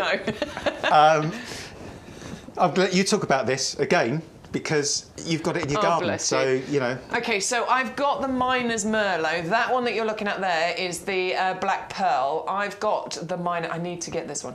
But I've got the Black Pearl. You're getting both of these included today. The the Miner's Merlot is stunning. That is mine. It is phenomenal. And the reason it's in my top tip, or the many reasons it's in my top tip, is look at the colour contrast. You've got this beautiful, deep, burgundy, merlot, glorious foliage. A bit deeper down, it's kind of greener and olive green as well. It's really interesting. And then at this time of year, you get these flowers coming up out the top here, which they are awesome, aren't they? Just these lime green, contrasting so well against that merlot foliage. It's almost like an avatar kind of flower, isn't it? It's like, almost like it's made up. And the weird thing about it is those little green flowers, if you kind of saw them just against green foliage, you'd walk straight, you wouldn't see them, you wouldn't notice them. But, you know, the fact that you're getting those flowers contrasting with that incredible foliage, these are such tough plants. These are good plants for really super dry positions, for poor soils, for shallow soils, for rockeries, for kind of awkward areas, for pots and tubs and containers that perhaps you can't keep watered as often as you'd like to. These are not going to give up the ghost in a few weeks or two if they're not watered too much. But then, not only have we just gone for one plant with foliage that contrasts with its own flowers, we've gone for two plants that contrast with each other. Yeah, so I love that. Yeah. These are a marriage made in heaven. They're like the Adam and Bex of the potting show. Honestly, they're beautiful. These two planted together will just be absolutely incredible. You are going to get both of these. It's £12.98. There's a £7 saving. If you want to go for just one or the other, we do have them available. You can get a triple pack of the Miner's Merlot, or you can get a double pack of the Black Pearl. It's on our show page. You can go and have a little search for them, so you can get those if you want to. But we just know how well those are going to work together, which is why we've put them together in a little pack for you. 561248 is your item number. Right, so another one of our, or Adam was saying about that seasonal transition. The spring bulbs are going over. We're waiting for the summer flowers. We're waiting for that colour. This helps to bridge that gap. Yeah, thalictrums. And thalictrums aren't a perennial a lot of people are familiar with. First of all, it's got that maidenhair fern kind of foliage there, which is absolutely amazing. Yeah, it's gorgeous, I like the fact that the stems are that sort of dark brown colour, like the Miner's Merlot foliage, but then this lime green kind of foliage on top. These lovely fluffy heads of purple flowers. And it's another one of those perennials that is so incredibly tough, drought resistant, frost resistant, long lived, will come up year after year after year. Not fussy about soils, full sun, dappled shade, shady area. compact, only gets to probably about knee height or so, flowers for a long period of time. Even after it's flowered, the foliage looks amazing all the way through the summer, and then in the autumn, before the foliage dies down, it goes a gorgeous buttery yellow colour, and it fills that gap, that space now between now where the bulbs are just going over before all the other perennials come into fruition.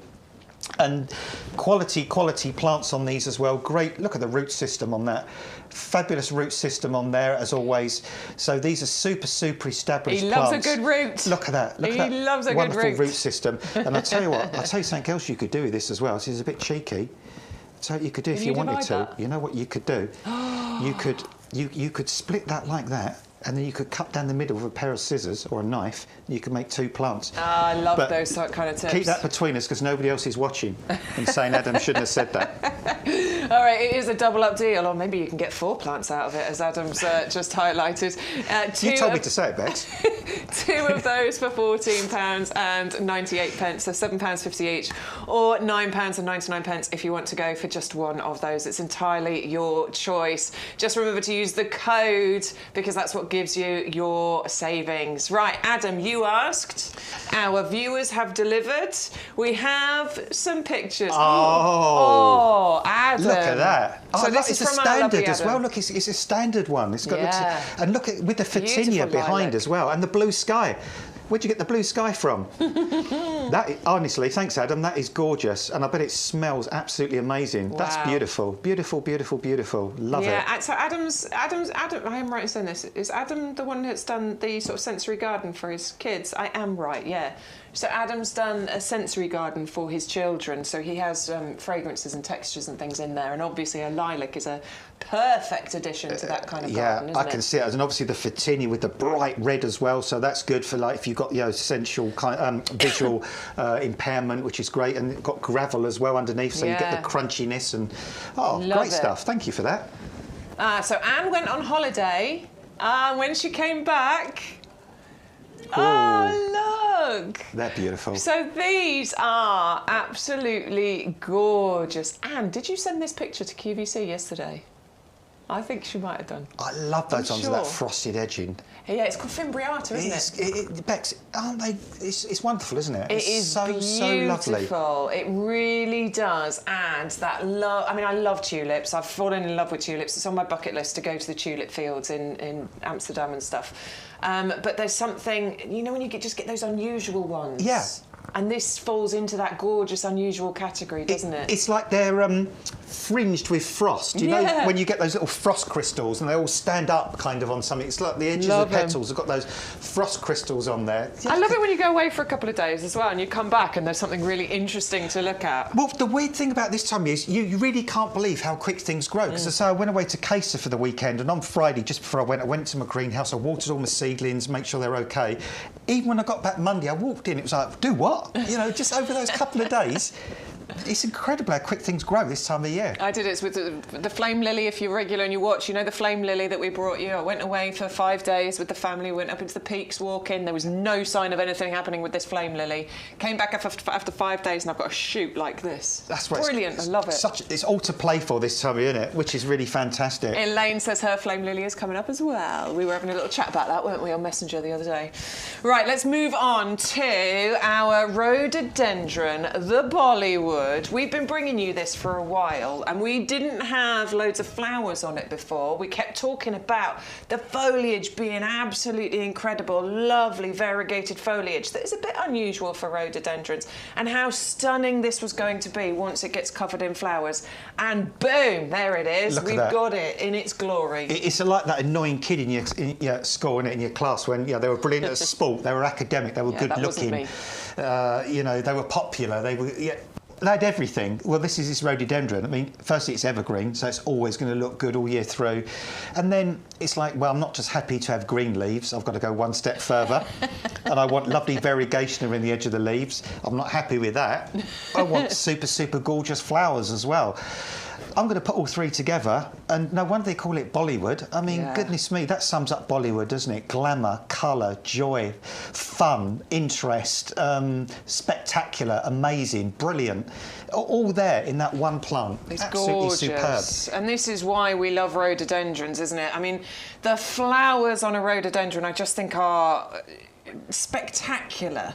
They don't look real. They look like silk flowers, don't they? They look fake in a good way. In a good way. Like phenomenally just and beautiful. I think another good thing about them as well, Bex, is if rhododendrons started flowering in June or July, I don't think they'd be quite so spectacular because we'd have been used to so much colour before. Maybe, yeah. But I think it's when we've come out of a British winter that's been so grey and so dark for so long, and even before all the trees have come into leaf, this thing just explodes into colour, and it's like, wow, I've not seen that much colour since last June or July. And these just give you a buzz, they give you a high, they give you a hit of joy looking at these, because to get that much colour and splendour this time of year, oh, it's good.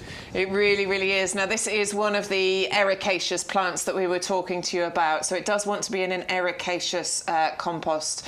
If you've got ericaceous soil, you know, you've already got rhododendrons and azaleas and things like that growing and they're really happy, then you can plant this out into your borders. If you haven't, it's probably best to keep it in a pot with some ericaceous compost in there. We have ericaceous compost available on the website.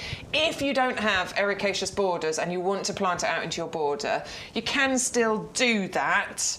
You were talking about burying pots in the ground, weren't you? Yeah, that's it. Yeah, you can actually do so. Yeah, so just actually fill up a pot slightly larger, put the ericaceous compost in, and then bury it in the garden. But just keep the lip of the pot just above the surrounding soil level. That way, the alkalinity of the surrounding soil won't leach into the compost in your pot. Yeah, so you can still get that lovely feel in your garden, even if you haven't got the ericaceous soil in your garden. You can still mix those into your borders. It's very easily done. Just a little top tip for you there. So if you do need ericaceous compost, do go onto our website and type in Eric in the search bar. It'll bring it up for you. Right. Stuart asked, and Graham has delivered. We have a Graham greenhouse update. Oh, that is a greenhouse and a half, isn't it? How happy does that make you? Oh, that's a good idea. I like that. I'm going to do that. Plank idea. I hadn't thought of that. Yeah, that's brilliant. I like that. What's he done? He's put planks down the middle? Yeah, because he's got shelving either side, and then he's put planks across the middle to make extra space. And then you can just lift the plank, can't you? If you look, Bex, fuchsias. There was fuchsias in bud already there, ready to flower. That is just absolutely amazing. Look, fuchsias on the right-hand side, little pink flower buds on those fuchsias. There's so much going on in that greenhouse. You've got a lot going on, haven't you, Graham? That is going to look absolutely... Well, when they all get in the garden this year, that's going to be spectacular. Ah, Graham, keep us updated. We love having your updates. And Graham is the guy... Graham's greenhouse is also Graham's... garage. I love it. Graham's greenhouse, Graham's garage. He's the one that had the bags and bags and bags of compost lined up in the garage. You don't want to run out, do you? No, you definitely don't. Funny, I had a little panic yesterday because I've just got 2 bags left in my greenhouse, which was for potting up at the weekend. And then my other half did a job for a customer on our estate yesterday. And that's what he says to you. He said to me, "Oh, I hope you don't mind. The customer needs some more compost. I used some of your compost." I'm like, no! That's mine! That was booked for the weekend. That was booked for Saturday for transplanting. But I'll get some more. You get precious about it, don't you? You don't want to run out. Absolutely. All right, now then, this one was a sensation last week, wasn't it? Oh, this week. Am I losing track? It was last week.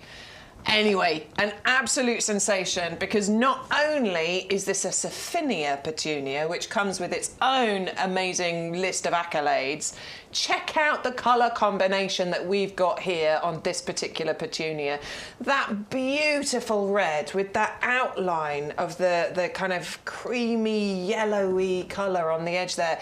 It really makes it stand out, doesn't it? This is sensational. And I was really honest as well, because I actually admitted, for me, normally, that combination of red and yellow would be a no-no for me. It's not the sort of thing I would think of. But you know what? When I saw these, we walked in, all of us, when we've done the shows, we walked in, we've got all our colour cards round, and we walked in and it was one of those ones that stood out from the pack.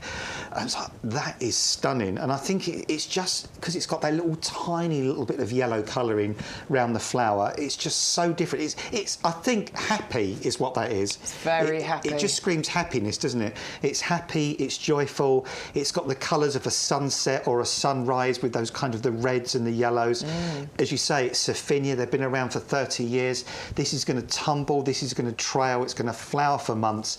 And another thing it's going to do as well, it's going to kind of make you go, yes, and sort of punch the air, because it will be one of those plants this summer when friends or family come round and these are in full bloom, they will say, what is that? Where'd you get them? Yeah. It's going to be a standout plant. I'm thinking, and I don't know, I need to think about it a bit more, but let me know. Here's a suggestion. This is what I'm thinking about doing. So I've got the begonia, you know, the Belgian giant trailing begonias. Yeah, I know I've the got ones you mean. those growing at the moment. They're going into my hanging baskets. And I was just going to do those on their own. And I'm thinking I might plant a few of these. Do it. In with them. Do it. Go for it. Because I think that could be a weird but potentially good combination. Honestly, Bex, go for it. I think that'd be awesome. Honestly. What do you think, folks out there? Let me know what you think. Should I? Shouldn't I? Because I thought of doing a basket of these, and I mentioned it a few times with Sean, of just having these and then just having like 3 just plain purple Sophinias in between. We ought to both do that, really. You do yours, I do mine, and see what we come up with. Should we do it? Yeah, why Right, not? let's do it. See what happens. Let's do it. Let's go for it. I hope you're going to do it as well. This one's been really, really popular. Now, you can go for the 6 plug plants. As you can see here, this is how they're going to get delivered to you. You can see the roots on those are absolutely incredible. They come in their mini greenhouses, so they're packaged, they're well watered before they arrive to you. Obviously, that packaging really does protect them. Or you can go for that double up deal and get 2 packets of these, so 12 in total. Put 2 in your basket, 12 of those for £14.98. When you are placing your order, there is a twin pack on the website. Please don't order the twin pack. You need to order 2 individual packs. So go for the 6 pack times 2 rather than the twin pack. Because that's where you get the saving. If you don't do it that way, unfortunately, you will be paying a probably higher price for those. There they are, look. £7. Oh, Stu's getting excited. He's saying in my ear, look at that basket. It is a beautiful basket. I'd be very, very happy with that. What we've got the honeyberry, a double up deal. We've got the petunia Sophinia on the double up deal. We've got our bleeding hearts, which is on a triple deal. Look, it's cheaper to get 3 than it is to get 2. 2 for £19.98. 3 for £12.98. That's crazy, isn't it? Then we've got our Thalictrum Little Pinky on a double deal, and we've got our Euphorbia on a double deal as well. And there's the free gladioli. If we join the club now, this is where we really start to save money, isn't it? So join the club, costs you £5 to join, and we are saving, we're nearly saving as much as we're spending there. Look at that. £65.67. I mean, no delivery included, of course, because we have spent over £40. I got a lot of things I want to add into my basket. So, Petunia Sophinia. Petunia Sophinia. Sophinia, they are the best. They're trailing, they're disease resistant, they're weather resistant. They're amazing. They are. They really, really are. They are the trailing petunia. They are End indeed. of, When really. you see those beautiful hanging baskets, you know, professional displays, it's Sophinia that they are using. So I think they're going into my basket. The callistemon is going into my basket.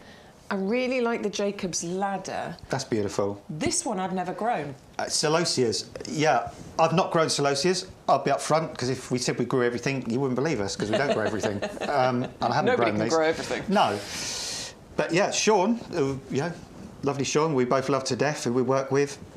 Sean's grown these. He grew them last year in his garden in a really hot, sunny position, and he said they were adorable. Yeah. He was blown away by them. The colours they're the fire colours, aren't they? They're the hot colour scheme. Obviously, it's called the Flame Mix, so you'll get... I mean, look at those. If you want a colour hit, if you want colours that are just, I don't know, That's just unreal. bedazzling, really, just gorgeous, incredible. Look at that purple colour. Wow. That is just... That's out of this world. I mean, these are just crazy, crazy plants. and all the hard work's been done for you there with those plugs that we're going to send out to you. I think they call them cotton flower as well, I think is another sort of common name for them. But if you want, well, we just talked about the Sophinias, didn't we? The burgundy yellow picoty Sophinias, and saying how different and how unusual they are. If you want another really unusual bedding plant that's going to look brilliant for months and months and months, go for these Celoseas, because they will be a plant that when they flower and look good, people will say, what are they? Where did you get them? Yeah. They're just incredible. More than probably a lot of other plants. That's the question. What are they? Yeah. What are they? They're amazing. And as a gardener, that always gives you that extra love buzz. it. You love it, don't you? Love Because it. you think, well, hey, I'm one head of the game here. Especially if my mum comes round. Like, if I can find a plant that she doesn't know, I'm winning at life. Yeah, that's what it feels. It's like a little win, isn't it? Yeah, but it's great, and it's good as well. It's good to sort of just look in your garden and just think, you know what? You can say to yourself, I don't think probably anyone else in my neighbourhood or even my part of the town has probably got these. I don't think I'm with you. Now I've seen them, I'll probably start seeing them places. But no, I mean, my mum's never grown them as far as I'm aware. But a pot filled with those, how big do they get? Do you know? They probably gets about 15 inches, 15, 20 inches, so they're quite compact. They're not huge. They're not really, so about knee height, thereabouts. So nice big pot then. Mix a few of those in together. That will be a beautiful display. They like sunshine, sunny position. Or it doesn't have to be baking hot sun all day. You could have them east facing, so they get sun in the morning, shade in the afternoon. Keep them well watered, nice well drained compost, our compost, because they would absolutely thrive in that compost. And all the hard work's been done, because sometimes if you see things like this that look a bit different, look a bit unusual, and somebody said, well, try grow them from seed, you might panic and think, But, here we've got these fantastic plug plants. Excuse me, Beck's just got a cough there. Easy work, all done. All you've got to do is plant these on. And funny enough, when I saw these yesterday, I thought they were fuchsias to begin with. Yeah, they've got that look to them, haven't they? I thought, we've got the wrong plants. They look like fuchsias, but they're not. They are Celoseas. Yeah. And again, even like some of the other plants we brought you today, we've got colour in the stems as well as the flower. The stems have got that nice reddish colour. You've got the lovely leaves there. But if you want flowers, in fact, they're almost... Flower seems the wrong word, really, doesn't it? If you want structures, plant structures that look beyond description, but amazing and incredible, go for these. They look absolutely incredible. They look a bit like brightly coloured mini pampas grasses. That's what they look like to me. I think they're just phenomenal, honestly. You can get 12 of those plug plants for £9.99, or you can double up and you can get 24 of those, because we've got an amazing double deal on those. Just £14.98. And of course, if you are one of our 40,000 plus club members, you get an extra 10% discount off that as well. Right, we're bringing you back to our Oleander deal, and this is one of the biggest savings that you can get, because this is a buy one get one free. These are normally £29.99 individually, but you're going to get one absolutely free, because you're going to enter the code YGTV1624, put one in your basket. We will enter the second one absolutely free for you. Let's go out and about, shall we? This is a little clip that Sean filmed when he was here at the nursery recently. Well, I'm just looking at the incredible rows and rows and rows of oleanders. And the condition of these, they are just so perfect. And we use, as you know, if you watch regularly, one of the top breeders. In fact, we think the best breeder in the world in Sicily. And all of these, they're a little bit early actually, but they're all covered in buds. They're beginning to flower. And remember, these are evergreen. And if you get a good summer, these could flower even up to October as well. And don't forget, the value is amazing right now. It's a buy one and get one absolutely free. I'm going to assume he was saying you buy one and you get one free. We can't hear in the potting shed when we put these videos in. We can't hear the noise, but you can tell, can't you, just from that? You buy one and you get one free. Yes, you absolutely do. I was doing his accent a little bit. These are glorious. Can I turn this one round for you? Because you can see how many buds are ready to open, but also you've got some glorious flowers actually open on here. They flower for ages as well, don't they, Adam? They do, and again, Bex, you know, they just bring kind of the abroad, the holidays, the exotic, the far-flung places into your garden, you know, into your home. They just bring joy, these, because so often for most of us, when we first saw oleanders, we associate them with happy memories, i.e. holidays, arriving in France or Spain, or holidays with family and friends. And I can remember as a kid when I first went to the south of France at the age of 16, and I saw these, and they were growing all the way down the middle of the motorways and the big roads for miles and miles and miles. And I was just so kind of beguiled and taken away by them. I thought, and forever since, I look at those and I just think happiness. I just think happy memories. I think joy. I think warm places. I think blue skies. I think tropical. They just bring that kind of feel. And look at these plants, so incredibly healthy. These are really stout plants with gorgeous glossy leaves. Leaves all the way down to the soul level. I mean, we're not sending you these leggy things with just a few flowers on top. Multi-stemmed, loads and loads of blossom on there. So right from you getting these out of the box. Oh dear, look at that. Way. I'll tell you what. That looks good, doesn't it? Oh, dear me. Goodness me. Look at that. That's a root hit, that is, isn't it? That's going to keep me happy all day, that is. I mean, it's I love how happy you get about roots. I do. I mean, it makes me so because happy. Roots are exciting, aren't they?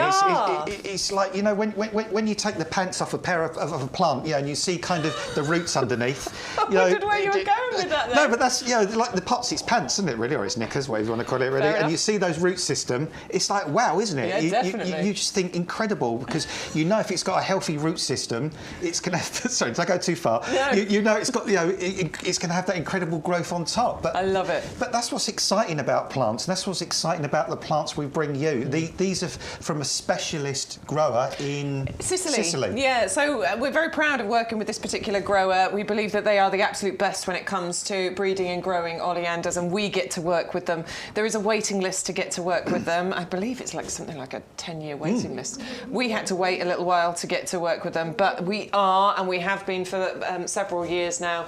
Our head gardener is so proud of that relationship, because these are the best oleanders. It used to be difficult to get hold of them because they have to have these special passports and things, but look at all of these. These are on the floor in our nursery right now, ready to be dispatched and delivered to you, and it's a phenomenal deal. It is a buy one get one absolutely free. If you're not a club member, it's £29.99 for both of those. That's £15 each. If you are a club member, it works out £26.99, which is £13.50 each.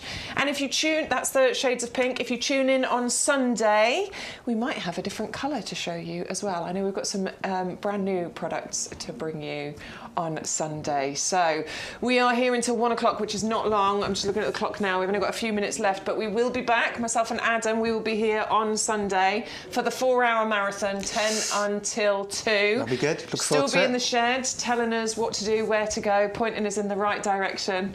But yeah, we'd love it if you come and join us on Sunday as well, because we have got a load of other things to show you too. Right, so Malice, Appletini. Adore this one. I'm so sorry to say it again. I've got this in my garden. I do shop a lot at YouGarden. I love this, because what this creates is teeny tiny, beautiful, sweet apples. It does, and Sean summed it up in Sean said cute, and I think that is cute, isn't it? I mean, it's a compact apple tree. This is probably only going to get to about 1 metre, 1.2 metres ever. That's why I got it. Yeah, it's a naturally dwarf apple tree, and it produces these wonderful apples about the size of a golf ball that are great for children, grandchildren, and if you look on our website, somebody had a brilliant suggestion of making little miniature toffee apples. I love that with idea. These. Yeah. If I get fruits this year, which I'm very hopeful I will, because obviously you're free, you're picking your apples at exactly the right time in order to do that, aren't you? Yeah. If I get fruits this year, fingers crossed, I'm totally going to do that. Yeah, because you could do some for Halloween. So Halloween, you could do them as sort of giveaway gifts, couldn't you, for trick or treat, and you could do some for Guy Fawkes Night. That's them there. Look, that's a cherry. Yeah. No. That's a cherry. That's a cherry. And there's the apple next to it, just to give you the size comparison. We are talking nice sort of lunchbox size, lunchbox size, apples. super glossy fruit, really sweet fruit with a a firm, crunchy flesh. I've got some sneeze. Excuse me. Bless you. But yeah, it's all the pollen in here. But and even the leaves on the apple tree are really nice because, again, we've been talking a lot about foliage colour today. Yeah, you've got shades, haven't you? Yeah, when the new leaves come out, they're a kind of a purpley, sort of a deep reddish auburn colour, and then as they mature, they turn green. The flowers are just going over now, but the flowers are wonderful, lovely pink honestly, flowers. when the buds come through, they're really tight, beautiful, kind of purpley coloured buds, and then you get this beautiful pink. Some of the most pretty apple blossom, honestly, they Delicate, really are, yeah. really nice. But of course, those have been pollinated now. It's self-fertile, this one, but there's millions of apple trees around that, to cross-pollinate with. These are now going to start to form the little miniature apples. So kind of late summer into early autumn, you'll have those small but perfectly edible, delicious, sweet, crunchy apples, about golf ball size. Amazing price on this as well. Look at that. It's £9.99, £8.99 if you're in the club. And as you're saying about this being a compact variety, this is perfect for everybody's garden, even the smallest of spaces. Absolutely. I mean, Bex, I always say the example, you're 3 floors up and you just got a balcony, you can grow apples, you can grow this, and you can grow this for years and years and years. If you put this, in fact, you wouldn't even need to put this in a 30-litre pot to start with. You could put that in a pot half that size and it would be happy in that for a good 2 or 3 years. Keep it well watered, liquid feed it occasionally, and just enjoy it. I mean, just enjoy it for all its different facets and interests. Mine's in the 30-litre pot. Mine's in one of the heavy-duty pots because they're great growing pots. They've got the extra drainage holes around the side, and it's going to live in there for its entire life. I will update you later on in the year when I get apples. I hope you're buying one as well, and we can compare and contrast. 300210 is the item number for that one, and you are getting a saving there. So make sure you enter the code YGTV1624 in order to get that extra discount on there.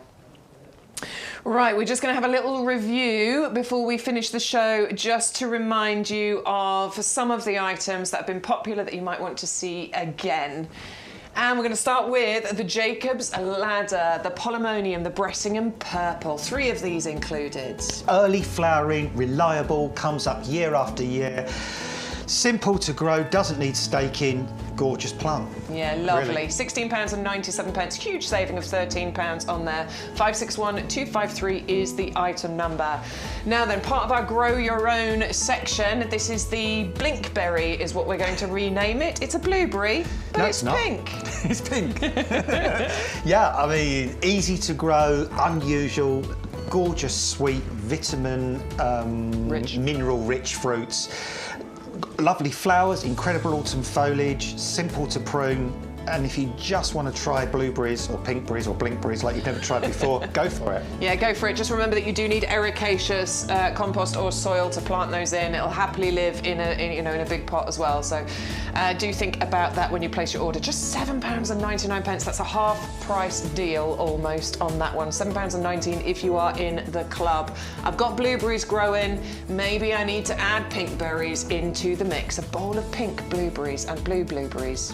Blue blueberries. Grab them in the same pot. Oh, I could stick one in the same pot. Be good, wouldn't it? One well, that's another item going in my basket then, isn't it? My husband's going to kill you, Adam. 310028 is the item number for that one. Right, so the Bleeding Hearts. Yes, we have our lovely triple deal available on this one. 3 of those for £12.98. Lovely one at this time of year, isn't it? Yeah, and again, another great plant for getting colour right now. It's a perennial that will come up year after year. It is very, very hardy, drought tolerant, easy to grow, good for shade, good for full sun. Yeah, I mean, it's a plant, once you've got it, you can love it and enjoy it every year. You see why it's called Bleeding Hearts, can't you? I think those flower formations are just incredible. Mother Nature is amazing. Make sure you put 3 in the basket of the item code 560767. Use the offer code YGTV1624 because that's how you get the triple deal, just for £12.98. Little Pinky, Thalictrum, the lovely seasonal transitional plant. All of our spring bulbs are starting to, you know, disappear. They're going over. None of our summer perennials or bulbs are popping up yet. This is going to transition those for you. It is, Bex, and again, no prima donnas here. You know, we don't want to bring you things that are difficult. Thalictrum, long-lived. These perennials will last 20, 30, 40 years. Don't need staking, don't need supporting. Frost-resistant, drought-tolerant, not particularly fussed about soils. Shade, semi-shade, full sun, compact, only about sort of knee-high. Flower this time of year for a good 3 or 4 weeks. Gorgeous foliage. Plant, enjoy, and just, yeah, enjoy it for year after year. Yeah, love it. And if you are looking for a grow your own to add into your collection, what we have next for you is the honeyberry. Now then, what you get with your honeyberry is also a double up deal. You can get 2 of these for £14.98. They're really well established plants as well. You know, we've got big plants here. We aren't talking about little babies. I mean, that is probably a good, what, 50 centimetres tall that you'll get delivered to your door. And these are interesting, aren't they? These are interesting, these are different, these are really sweet. Again, like the blueberry, the pink blueberry, packed with minerals, nutrients, natural sugars, vitamins. Yeah, just unusual and different, but easy to grow. Get your friends to eat these and then tell them they've eaten some honeysuckle. They think you've gone mad, but they're honeysuckle family, Lanicera. But unlike the blueberries or pink berries, these do not need ericaceous compost. So if that's what's putting you off maybe going for, you know, the blueberries or the pink berries, this is an alternative for you to go to, because our premium professional compost or regular compost, this will be absolutely fine.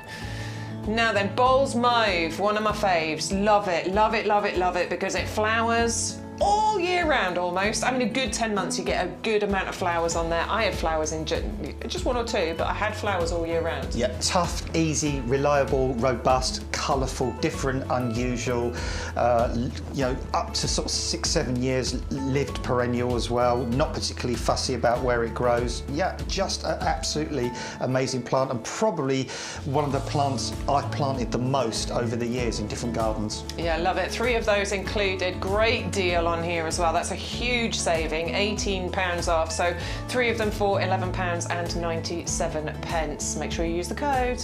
And finally, it is the Sophinia petunia, the yellow pickety. Sophinia being the brand name of all petunias. Every Sophinia is a petunia, but not every petunia is a Sophinia, but they want to be. They do. I tell you, if you want a hanging basket that's going to visually smack you in the face in a good way, go for these, because these are just absolutely stunningly gorgeous. And you will have family and friends asking you what, how, where? Where? Where'd you get them? Yeah, once their jaws come up off the floor. These are absolutely stunning, gorgeous. Yeah, really good. Adam and I are both going to get some of these, aren't we? We're going to plant these. I think I'm going to mix them in with my... Oh my word, what's that? Do you know when the name just drops out your head? Happens, yeah, in the middle of your... Belgian trailing giant begonias. Yeah, begonias, yes. I'm going to mix them in with the begonias.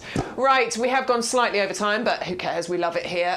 Do remember, get your order over £40 if you can, because that will knock off any postage cost. If your order is under £40, you'll only ever pay 1 postage cost anyway. You get a free gift with every single order you place today. Not 1 per order, no, not 1 per customer, 1 per order. So if you want multiples of the glamorous gladioli, place multiple orders. Do think about joining the club, because you can save such a lot of money by joining that. And make sure, no matter what you're buying, whether it's from our show or it's from the rest of the website, that you enter the code YGTV1624, because that's what's going to unlock deals, savings, all of those sorts of things. Massive thank you to you. Bex. Enjoyed what it. A glorious time. Shall Lovely. we do it all again on Sunday? Yeah, why don't we? We love it. We enjoy it. Come and join us again. We'll be here from 10 until 2 o'clock on Sunday. I know there are new items that we're bringing you, so do come and see what we've got for you. Have a lovely day.